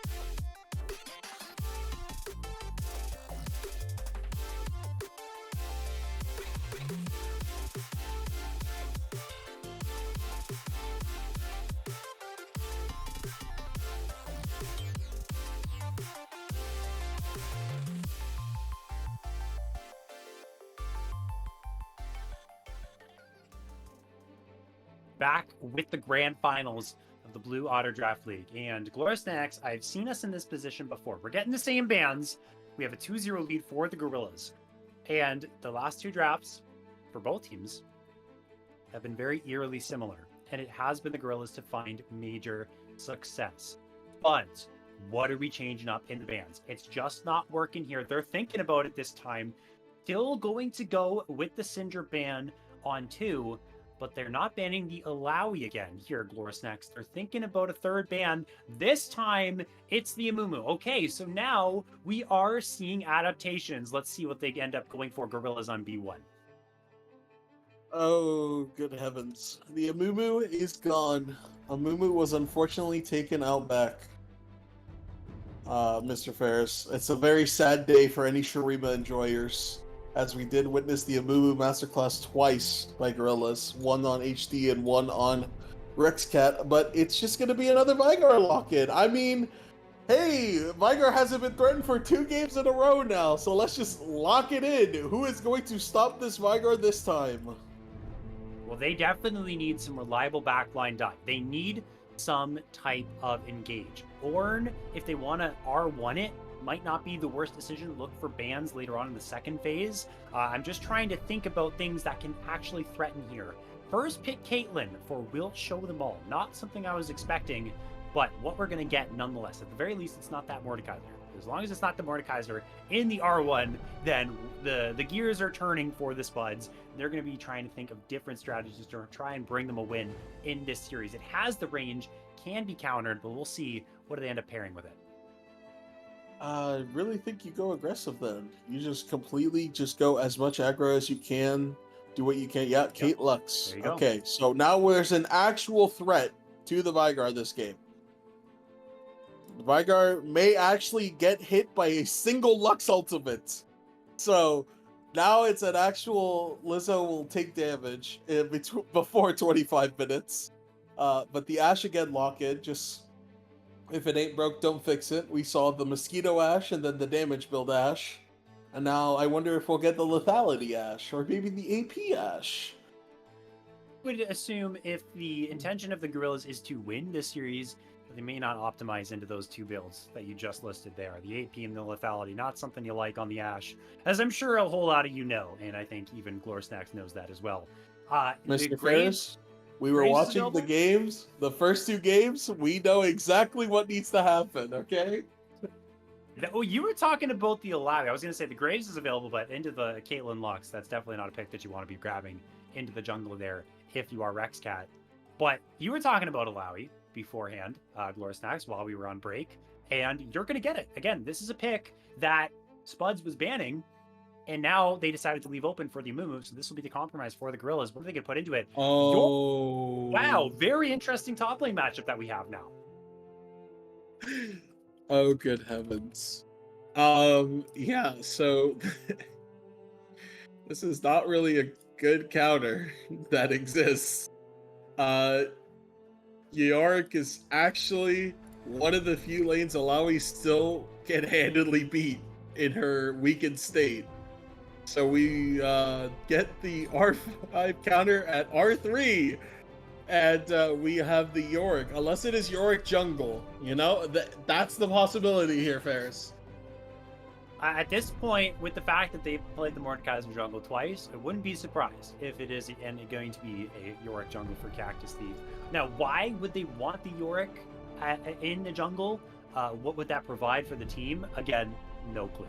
What I'm looking for the Spuds is a pick composition. You have Caitlyn, you have Lux, you have long range, you have easy trap combinations with the light binding, and you want a little bit more damage, more specifically from range, but you can follow it up with that. So the victor is on the board and available for both of these teams. Maybe the Spuds, you know, if Skadoosh does like that champion and has put some reps into it, wants to pick that up.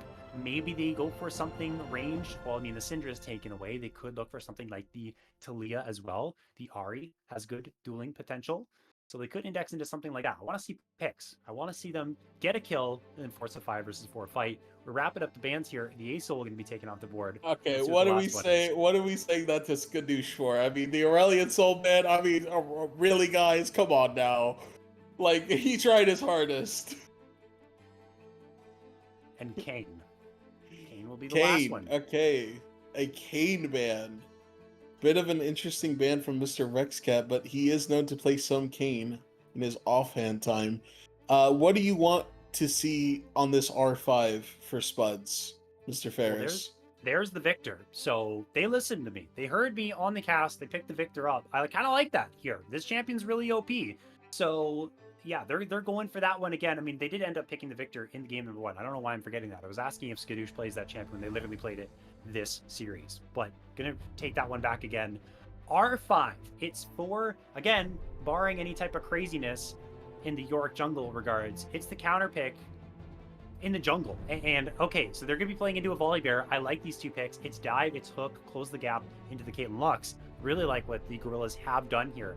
For the side of Cactus Thief, are you going to play strong for the early games, play strong for the bottom? You could look for your Belveth here to duel the Volibear, but again, into the Ash, that wouldn't be so nice. Ambessa is open and available. Not sure how Ambessa jungle got affected in the most recent patches. J4 banned away.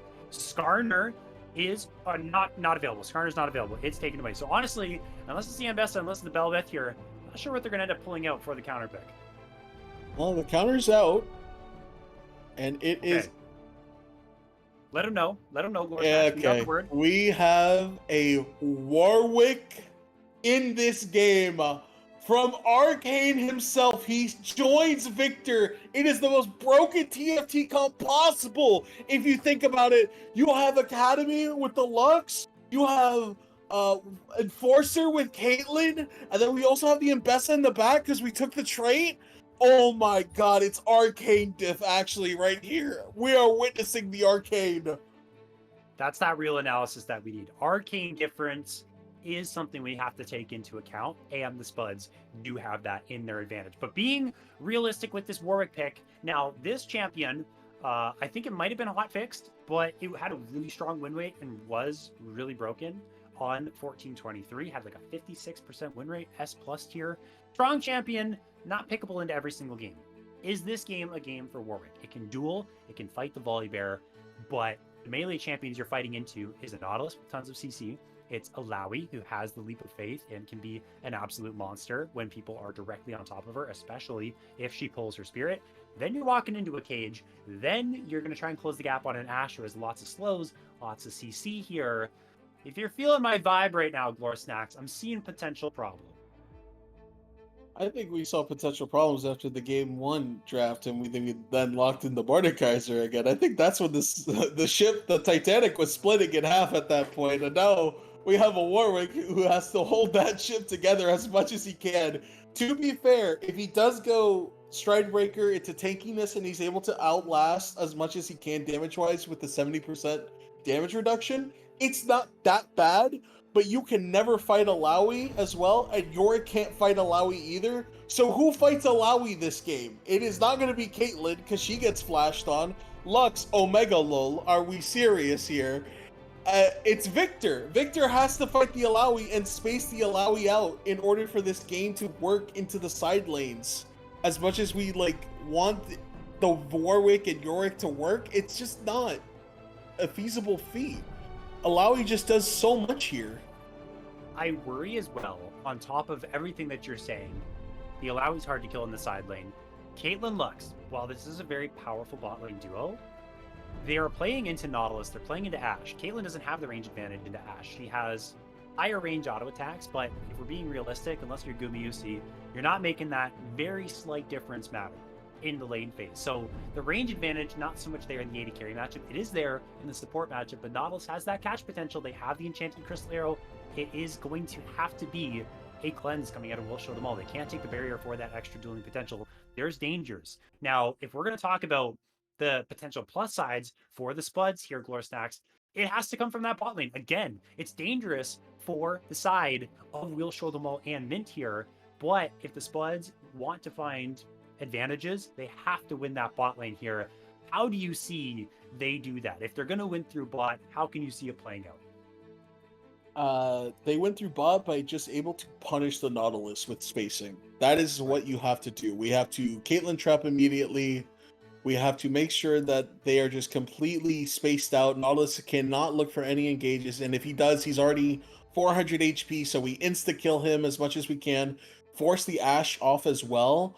I think in this lane, you just focus the support because it's so hard for you to hit the Ashe unless you have a guaranteed kill on it as well.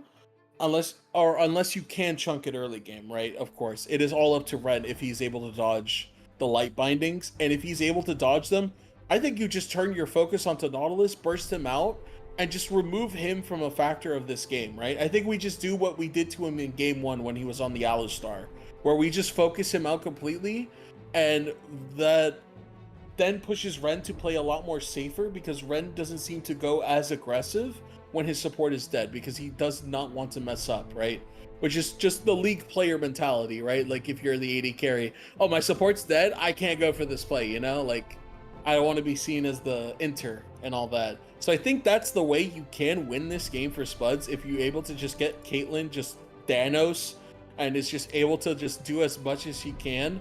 But I genuinely don't think it'll matter too much because Caitlyn in the later stages of the game, unless it's an RFC headshot onto Vygar, Vygar is just going to just go ahead and go in. It's, again, who is the backline threat on the side of Spuds other than the jungle? And it's Warwick. It's so insanely difficult that Lizzo gets 3 games of Vygar and 3 games of non-threats in front of him because everyone just wants to move forward and fight the front. I know. It is pretty wild and pretty good for the Gorillas in that regard. Bot lane focus for Spuds, like we've talked about.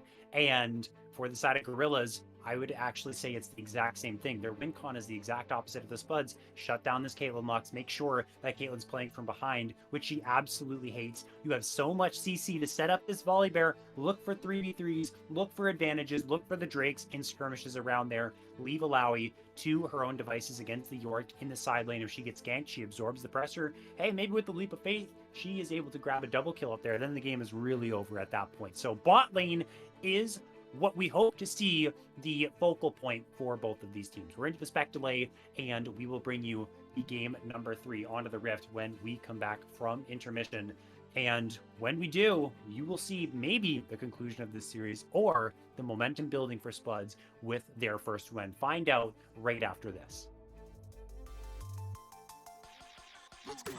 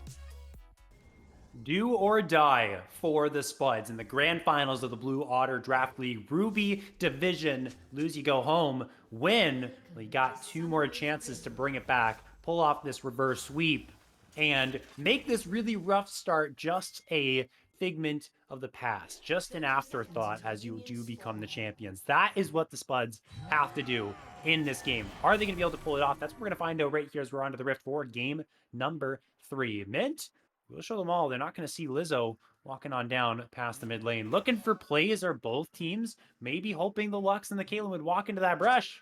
But instead, we're just going to get the zoom in on the Vagar who's dancing it up.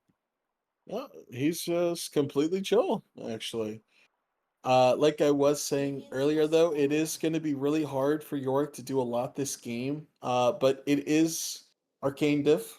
That's going to be the story of this game. Wouldn't you agree, Varys? Yep, it's a factor for sure. You got to think about that. We have to think about the arcane. Arcane Survivor Victor again. Hello. I'm bat chesting right now, actually, on the arcade. It was Arcane Survivor Victor in game 1, and it wasn't enough. So maybe now paired with Warwick or Vander, well, they don't have the Arcane skin. That one's a little bit hard to obtain. I'll be real, you gotta spin the box a couple of times in that new area in the client, but still, yeah, they got that duo. And they're gonna have to muster any type of hope they can get, even if it's just placebo, even if it's just all in their imagination, whatever they can get to build some confidence and start getting something back for themselves is gonna be definitely beneficial to the Spuds. Actually, good trade bot lane. It's exactly what you needed as well. Just able to poke out as much as you can down the Nautilus as well. Make it impossible for him to really think about going in as well. Unfortunately for top, it is not going to be fun for the next 20 minutes for Mr. Yorick. But that's okay. We scale. That Right, is the one Ferris? thing. Yeah, they do. Caitlyn's pretty good. Pretty strong here. The runes are actually first strike. I like that a little bit for the Caitlyn. It's more of a scaling. No way. Okay. Gonna get it. Is Cactus Thief. The runes are there for the Caitlyn to be again, headshot machine later on. But the Yorick pick, we'll circle back to that, is actually, hold on, we'll hold that point. They're ganking double flashes off of Will Show Them All and Mint. Let's just talk about this now. This is perfect for the Gorillas right now. Now Will Show Them All and Mint, they can't play aggressive.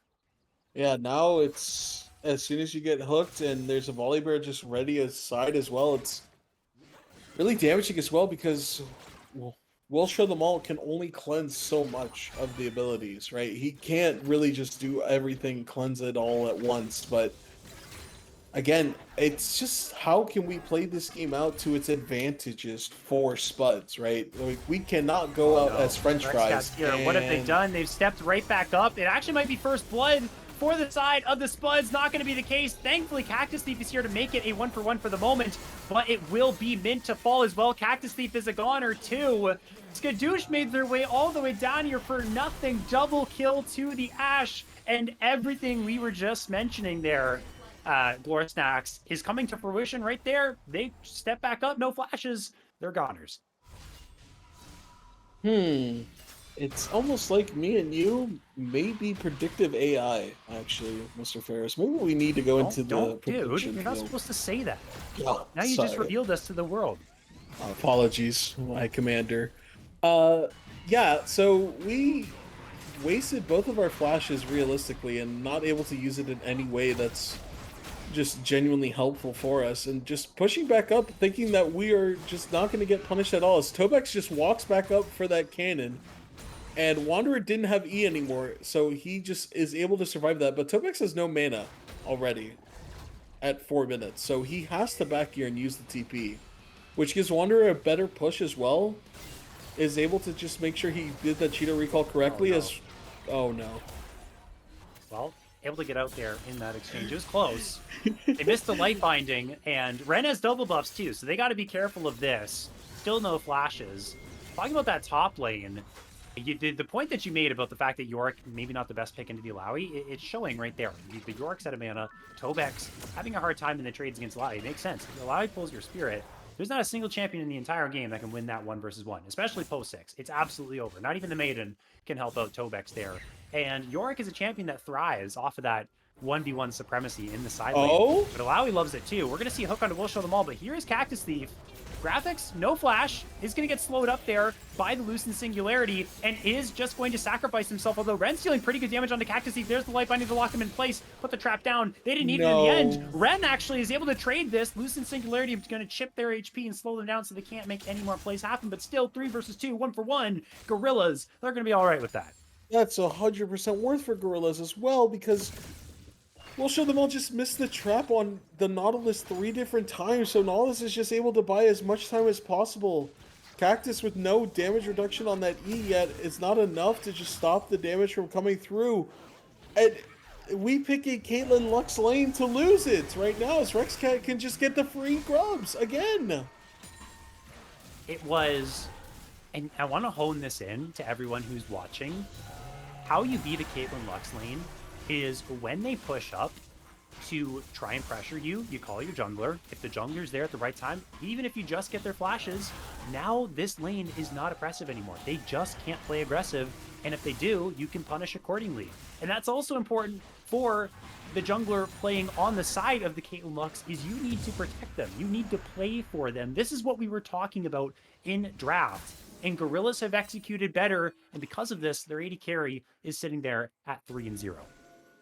And another thing as well, I really hope this is not the Rod of Aegis Navori Quickblades Volibear build. I hope it's just the genuine Sundered Sky jungle build, because if you go Navori Quickblades and Roa, you actually just get bursted as the game goes on. Like, you will die. Right? Caitlyn will hit you for 700. Yep, And she absolutely will. think this is a free dragon. So far, Spuds this series has only gotten one free objective. We're looking for Tobex. There goes down the slow. Tobex already used the flash. Should be able to walk this one out, but I forgot. Stormbringer is available for Rexcat. Level 6 turns off the tower and gets that kill for themselves. So Gorillas, despite losing the Drake on the other side of the map, they're able to make it a trade in the cross map play. It's so much worth it as well, because you do burn Tobex's flash. He does have TP, so he's able to finally do it. He did save that TP earlier, but it's already looking really bad on that side of there as well. I mean, 1k gold lead already, 80 carry-wise. You know, Ashe has the pickaxe and the Berserker Greaves already complete as well, so it's just too much damage. And now Kate Lux has to play on the back foot, which is really, really bad for what they want to do as the comp evolves. They're going to have to try and, if they can't play aggressive here in the lane, they're going to need to try and disrupt the engage of the Gorillas. So when it is Rexcat that wants to go in, gets hit with a light binding, that combines with the Yordle Snap Trap, then all that Caitlyn damage flows through, especially when she has Infinity Edge finish. This champion is a legitimate damage threat. First strike as well, that's going to be a whole bunch of burst damage. And again, it doesn't look like it's going to be that Navori Flickerblade build, so the Volibear will have an easier time dealing with that burst. I love the point that you made there, and I think that is really important. Glorasnax is the front line here. If you do lose, the Volibear is going to be limited, because Alawi is going to be spending most of her time in the side lanes, and she's loving it right now, because Tobex, you're gone, man. That's it. That's how this goes. You said, Glorasnax, this is an easy lane for Alawi. Proving that right here. Rexcat's in the bot lane. Enchanted Crystal connects onto Will Show Them All, has the cleanse, but there will be the root on the auto attack. The dredge line will follow as well. Flash forward from Rexcat. Graphics gets the kill, but they shut down the Caitlyn regardless. Plays on both sides of the map for the Gorillas. Oh, it's can we turn the cameras off real quick? I think we got the wrong footage of the Spuds, actually. This does not look like the Spuds that went 7-1 throughout the entire regular season.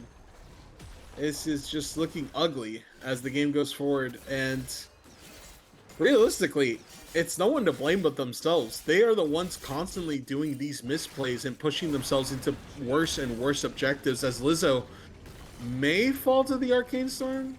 No, he won't. Could be the case. And it's a good point you make. Both of these teams are really good. Both of these teams have been dominant. And I wonder how much of this, I would say, underperformance, poor performance from the Spuds, because you can't just say, oh, the Spuds are bad, because we know this team is good. Ren, off the camera, able to pick up another kill on the Will Show Them All. They fall. They were way out of position. I don't really know how that happened. But yeah, they're performing poorly, and I wonder if a part of this is because of the nerves that they feel in this grand final. They're trying to make a play into Cactus Thief. Good double light binding, though. Graphics is going to fall. The Infinite Duress takes Cactus Thief to safety. Good play for Mince to shut that play down and get one back for the Spuds. Okay, we got our Scat. small victory. That's exactly what we needed for Spuds. We need our small victory. But a small victory doesn't really change too much, as that is the static ship completed on the side of Ash. Ferris, how does Spuds come back into this game? Well, they have 3 kills on their Warwick, and that is pretty much about the only thing that's going for them right now.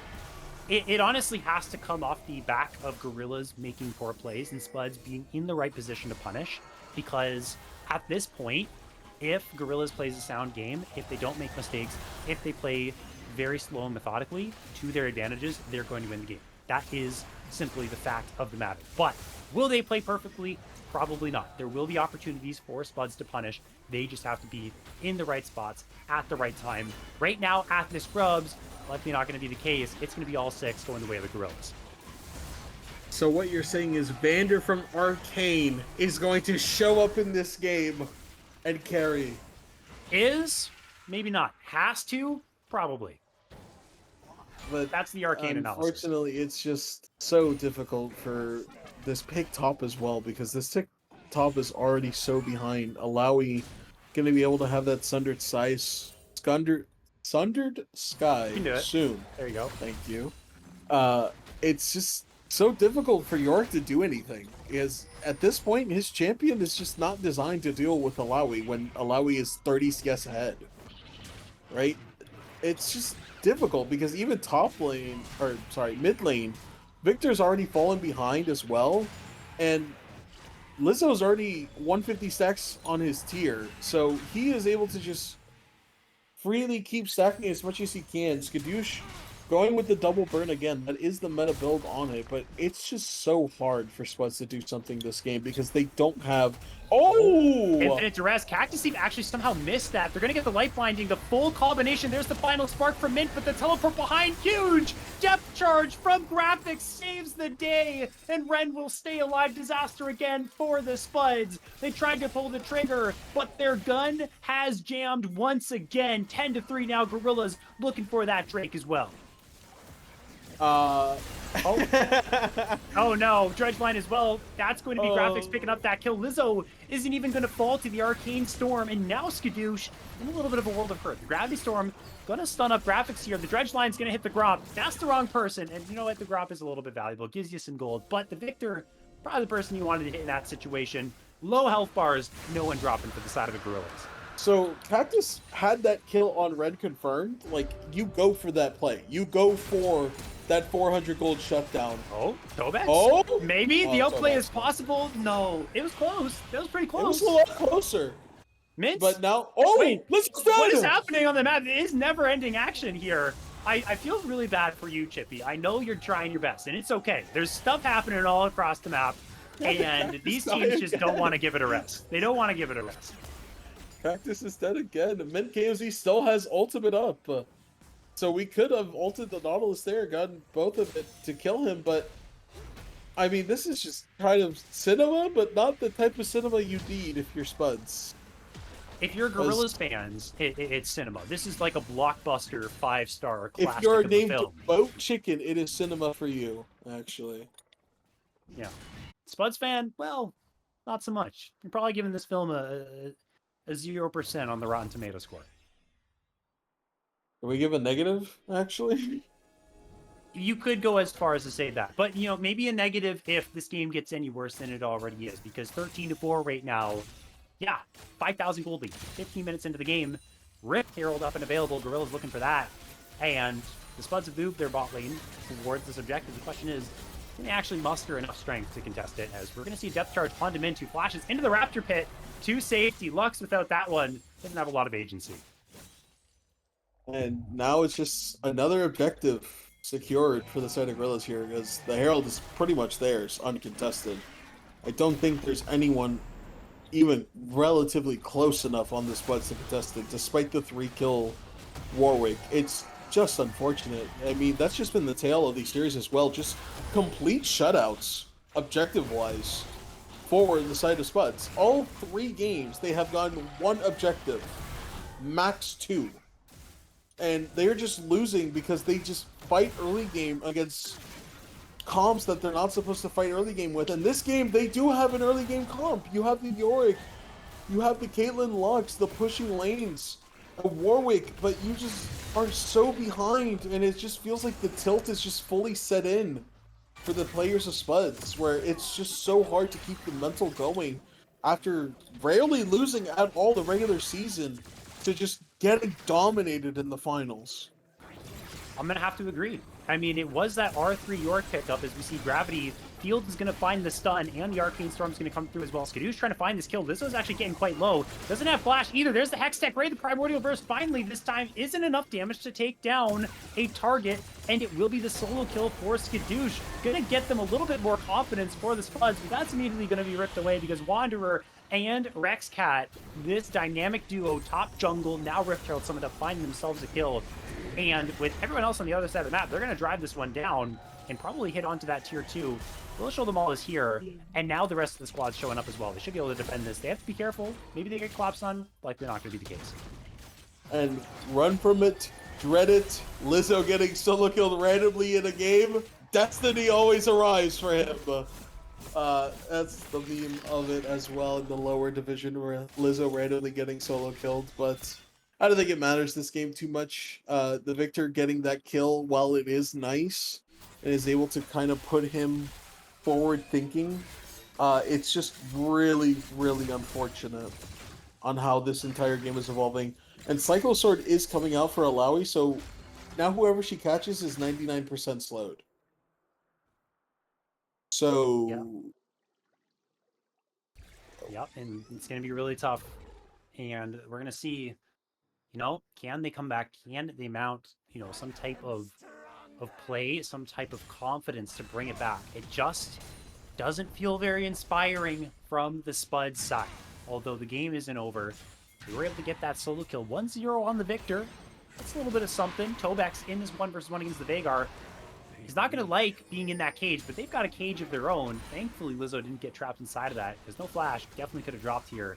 Oh, Tobax is in so much trouble. Tobax is, yeah, it's your own jungle, and the enemies are inside of your own jungle. Primordial Burst going to drop him low.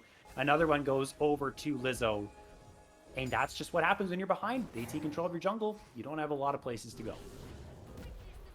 I mean, this is just like their Spuds are just kind of laying down and just taking it at this point. I don't think there's any play that they can even do to even change the course of this game, or that fate of just having to lie down and take it. Even if you have 6-item Victor, right, and Caitlyn is not 0-4, I think the game is still harder to even perform. Just complete simplicity. It's just how the Gorillas have just been playing. Like, they are not over-forcing fights. They're not going for these overly aggressive plays. They're not trying to out-mind game a Nautilus play when Nautilus knows his objective is to just go in. That he understands that. He understands it's to go in and do as much as he can before he dies.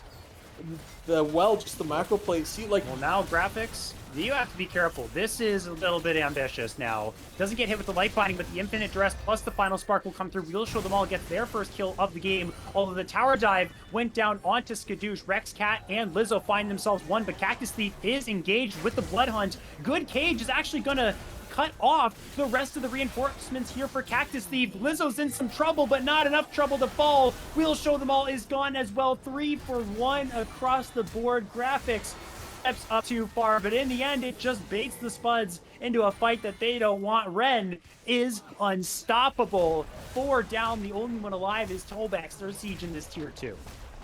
Call an ambulance, but not for Lizzo. Unfortunately, this is just... I don't know. I genuinely am at a loss for words. A kill a minute for Gorillas so far. The bloodiest game possible. And it's already a 10k gold lead at 20 minutes. So, realistically, I don't understand how you are able to push the envelope forward if you're Spuds and you just don't take it lying down. Cactus Thief wants their own camps, but sorry, man, you have been kicked out. You know, you weren't paying your bills, and you're being evicted right here, right now. You're going to try and take it back by force, but these are some pretty powerful folks waiting inside of your jungle. The Enchanted Crystal Arrow is going to connect. Not a lot of follow-up there. Skadoosh is going to be able to survive this one. We're seeing a teleport here from Lizzo, and the Spell Shield is actually going to prevent any CC from going down onto them, and Ren will get that kill now on a 6 streak, dominating in this game. Baron is alive. Jungler down for Spuds. I have a feeling that Gorillas, they want that purple worm on the menu. I mean, it's just a complete disrespect play there by Lizzo. Like, he is TPing in front of 4 members, and he doesn't even have flash, and it's able to just work out. He's only half HP. That play working out just shows just how much deterioration has affected Spuds' mental, because that play is unbelievably not allowed. Even if he does have the Banshees, there is a Lux Caitlyn. We can set up traps there. We have the Victor. It's just not enough. Cactus Thief get in the pit. They took a long time to clear this. Cactus Thief's going to get in. Cactus Thief will not steal the Baron, though. Maybe, just maybe, that was the hope for the Spuds. We thought that Baron was going to go down without a contest because Cactus Thief was dead. But, you know, it's 21 minutes. It still takes them a really long time to make that go down. Is Lizzo, yeah, Vagar things. You land the stun on the cage, and, you know, Tobek's not long for this world. That's played at Seal Caps, not a Mercury Treads. This is a 2-item Vagar with a whole lot of stacks. That solo kill is going to come through. 22-6, man. This has been dominant from the side of the Gorillas. Everything that you were saying as well, their Glore Snacks, I mean, it's totally true. And they are now going to try and crack this base and get this over with as fast as they possibly can. It really just comes to the question of how cleanly can they close this one out here in game number 3. Is so far, so good. Good dredge line, and it was will show them all inside of the ace in the hole. Nowhere to go. Can't dodge that dredge line. You are a goner in the mid lane. I mean, Will Show Them All knows that he can't be at that point, but at this point, I don't think he really cares on how this game is going to go forward. And it's just really depressing. It honestly is. It's really depressing to just see, like, this is how the finals play out. Very hyped matchups between the two teams. You know, 2nd and 3rd seed, you know, Frogs losing. Frogs look like the most unstoppable team. You know, perfect season. And it was looking insane for them. Maybe a Hail Mary play. Tobek's going to get the tower turned off on them. Stormbringer's good. Wanderer gets the solo kill onto the Warwick as well. Lizzo finds a solo kill onto Skadoosh. Echoing all of your sentiments. Somehow, Will Show Them All is in that position. Good Enchanted Crystal Arrow from Ren as well. Depth Charge is going to follow it up, so Mint is going to get CC'd whether likely or not. Good Light Binding, though, is going to halt that Volibear in their tracks. Rex Cat falls to the tower and will get their first death of the game. The shutdown going to the support of the Gorillas. Is this where we see the end of the game? Is this really going to be it? 23 minutes in? The game's over.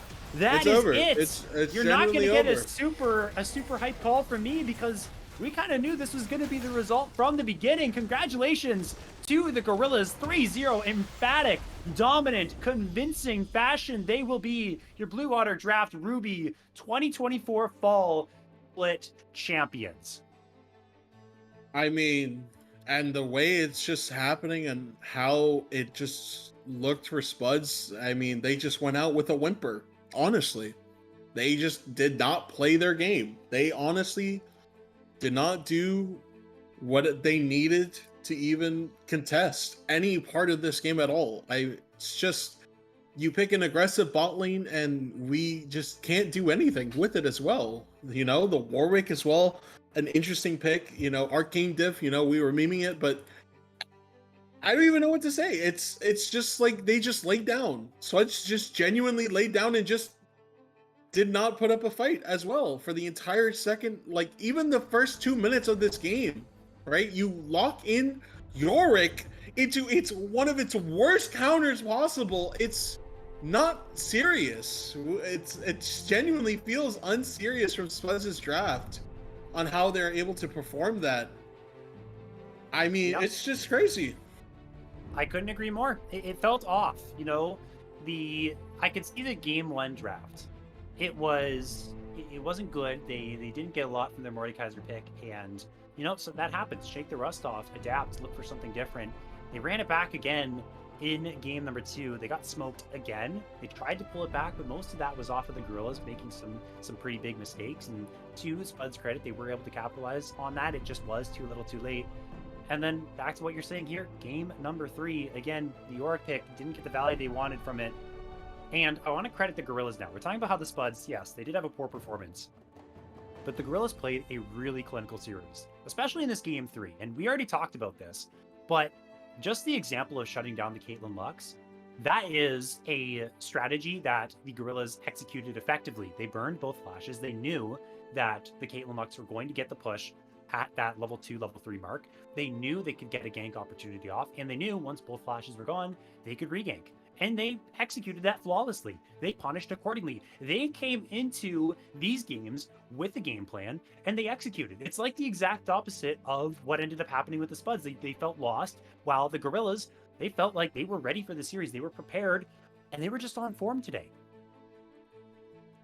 Yeah. I don't know. Do you want to invite the winners in? I think we invite only the MVP because I don't think I want to deal with Lizzo screaming in my ear right now. Respectfully, Lizzo. Respectfully, you won. Congratulations. I'll give you your flowers.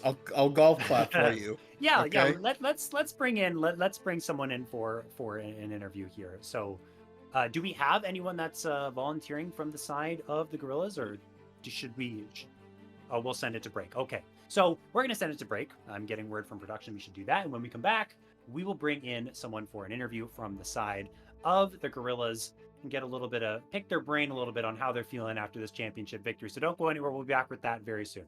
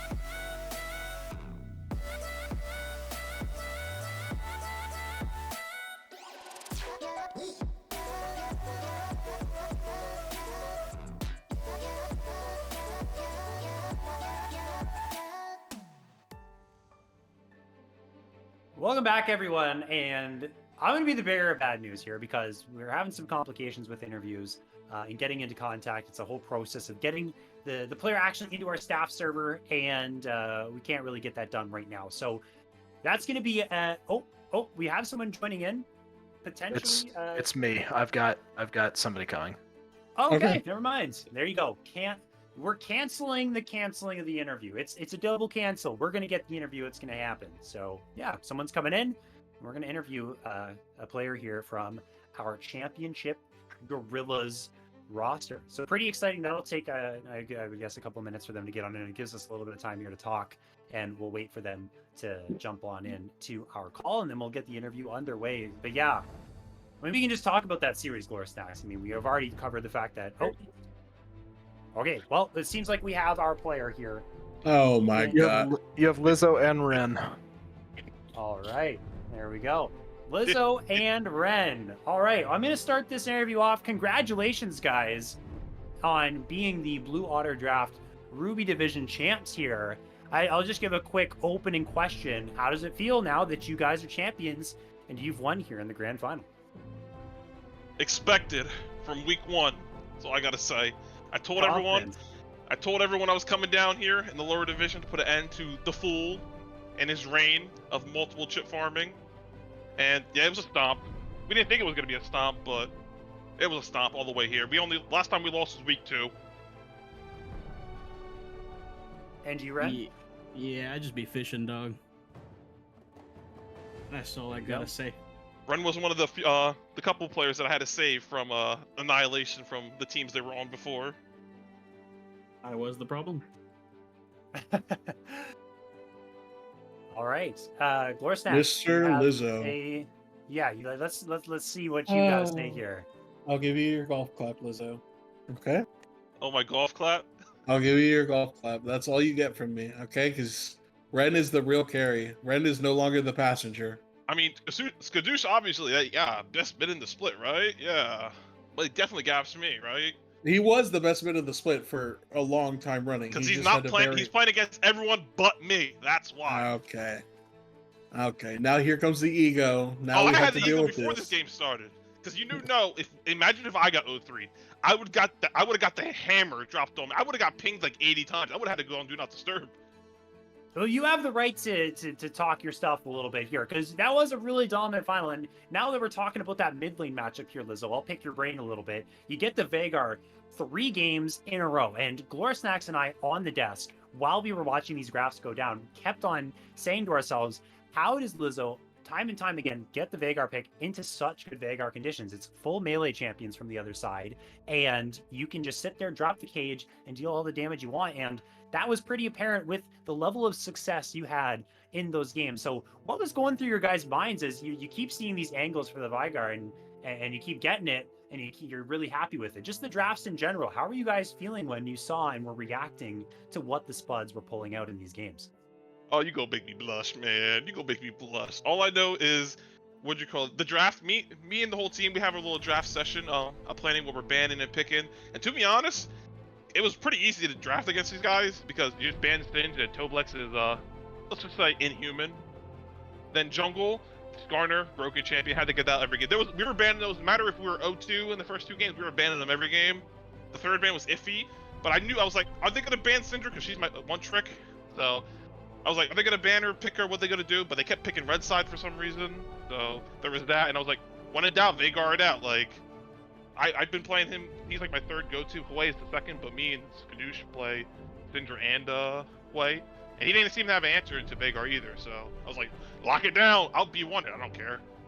Yeah, I think that makes perfect sense. It worked out for you guys. And for you, Ren, I'll give this question now over to you, and I'll tweak it a little bit for your case. You guys, especially in game number 3, it seems like with the early gank in the bot lane, you guys, along with RexCat, had a game plan going into this Caitlyn Lux lane. You kind of knew how to punish it, get the flashes early, and then re-gank there. Was it the same sort of thing for you guys? Did you know and have that confidence going in that you knew how these matchups were going to work in order to get the success that you guys had? I mean, if you're not playing to play brush level 1, I think your lane is just, it's fine, but also never warding, always perma pushing. It's like, It's Jover. Like they didn't play Bush level 1. If they played Bush level 1, I can't play the game, and in ADHD can't play the game. But that's not what happened. I called it. I said, "Hey, just gank. They haven't warded. It's Jover," and you see what happened. Yeah, we absolutely did. So we'll talk about now more of your series as a whole. So you guys, obviously this is a draft league. You had your team built up from the start. What were your guys' expectations going into this season? What kind of, obviously everyone wants to win, but what realistic results did you guys hope for? How did you feel when you saw the players you were playing with? How did you feel this season was going to go? Did you expect to go this far? Did you have these types of aspirations from the get-go? Or did it take a while for you guys to ramp up your synergy to the point where you did feel like you were a team that was capable of being champions today? Either one of you can chime in on this one.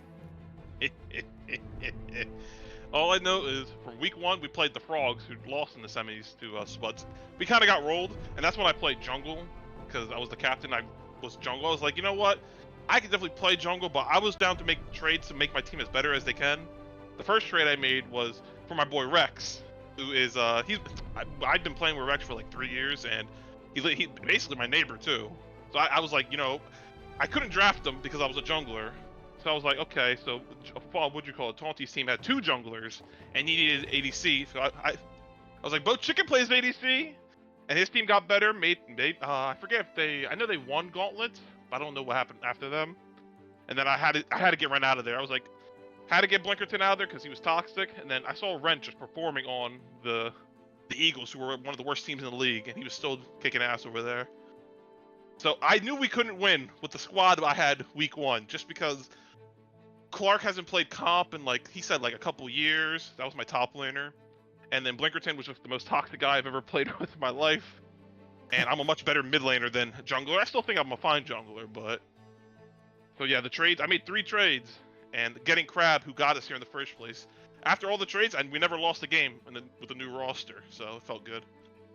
You're just the GM, right? You're playing like my GM right now in Blue Water Draft and making moves happen, and then eventually it leads to that championship. Go ahead, Glorstax. You got another interesting fact as well is how Rabbit Abadoo refused to play top for Colonels when they needed him to play top, but suddenly traded to Lizzo's team, and all of a sudden he is so willing to play top. All of a sudden, care to make a comment on that, Lizzo? Because I had to explain that in the banter chat. I had to explain that to everyone multiple times, and everyone seems to understand. Crab is very annoying, and he knows this, and no one wants to play with him. But I know how to control Crab and play with him. So Giggle offered Crab to play top and for other teams. No one wanted him. Nobody wanted him. That was the first thing. Second, he was never playing top for Giggle's team because their play style, what they want to draft, and everything like that. And the third thing is, Giggle gets to choose a player of his choice for Crab. A D2, or it was either D3 or D2 level player, which is higher. And Pity still did pretty good this split, who was the player he got for Crab. Every trade I made with these teams, the team has gotten much better. So, I don't know. And Ren and Rex, everyone says, oh, they're diamond level players in the lower league. Oh, Lizzo, how does Lizzo have all these diamond players on his team? They got drafted in the lower division. So maybe more flack on those captains that passed on these guys. I mean, makes a lot of sense. You guys are here now; they aren't. So, I guess you have the ability to say that. Glorstax, do you have anything else for these gentlemen before we end up wrapping up here? Mr. Lizzo, congratulations on your victory. Unfortunately, TTM Bias runs deep in BOL, baby. To fall back again for his 4th chip next season. Watch out, Lizzo. Don't worry, I plan on being here. I plan on being here next split. And, well, hopefully being here next split. But if I am, definitely going to be in the finals again and win again. Gotta keep up my rings to catch the foe eventually. That's what we said about the Islanders last season, actually. Well, I joined half split, and Giggle wouldn't let me control the team. He wouldn't let me be the GM. He just wanted to be the head coach, So that's what I'm saying to that split.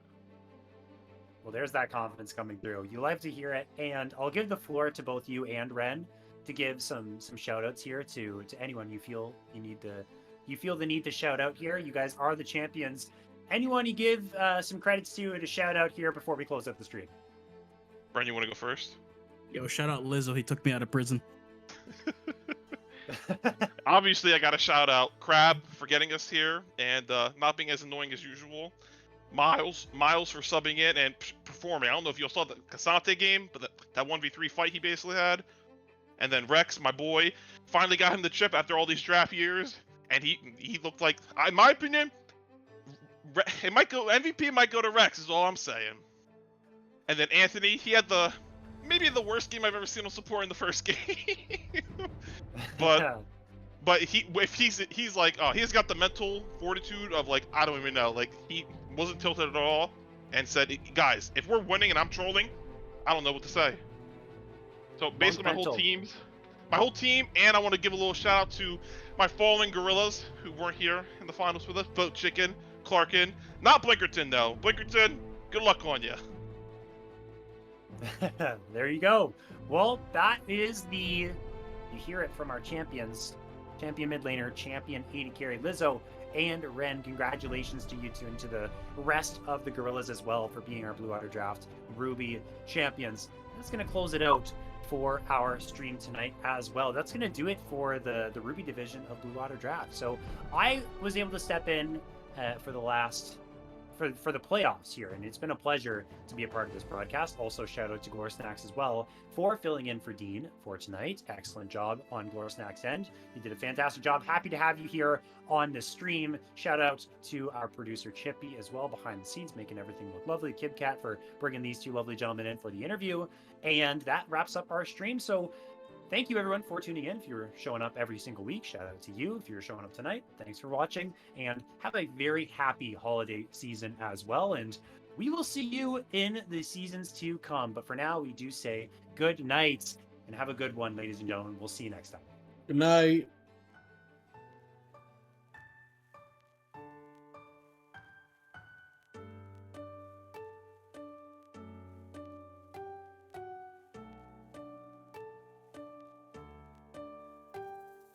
What you should have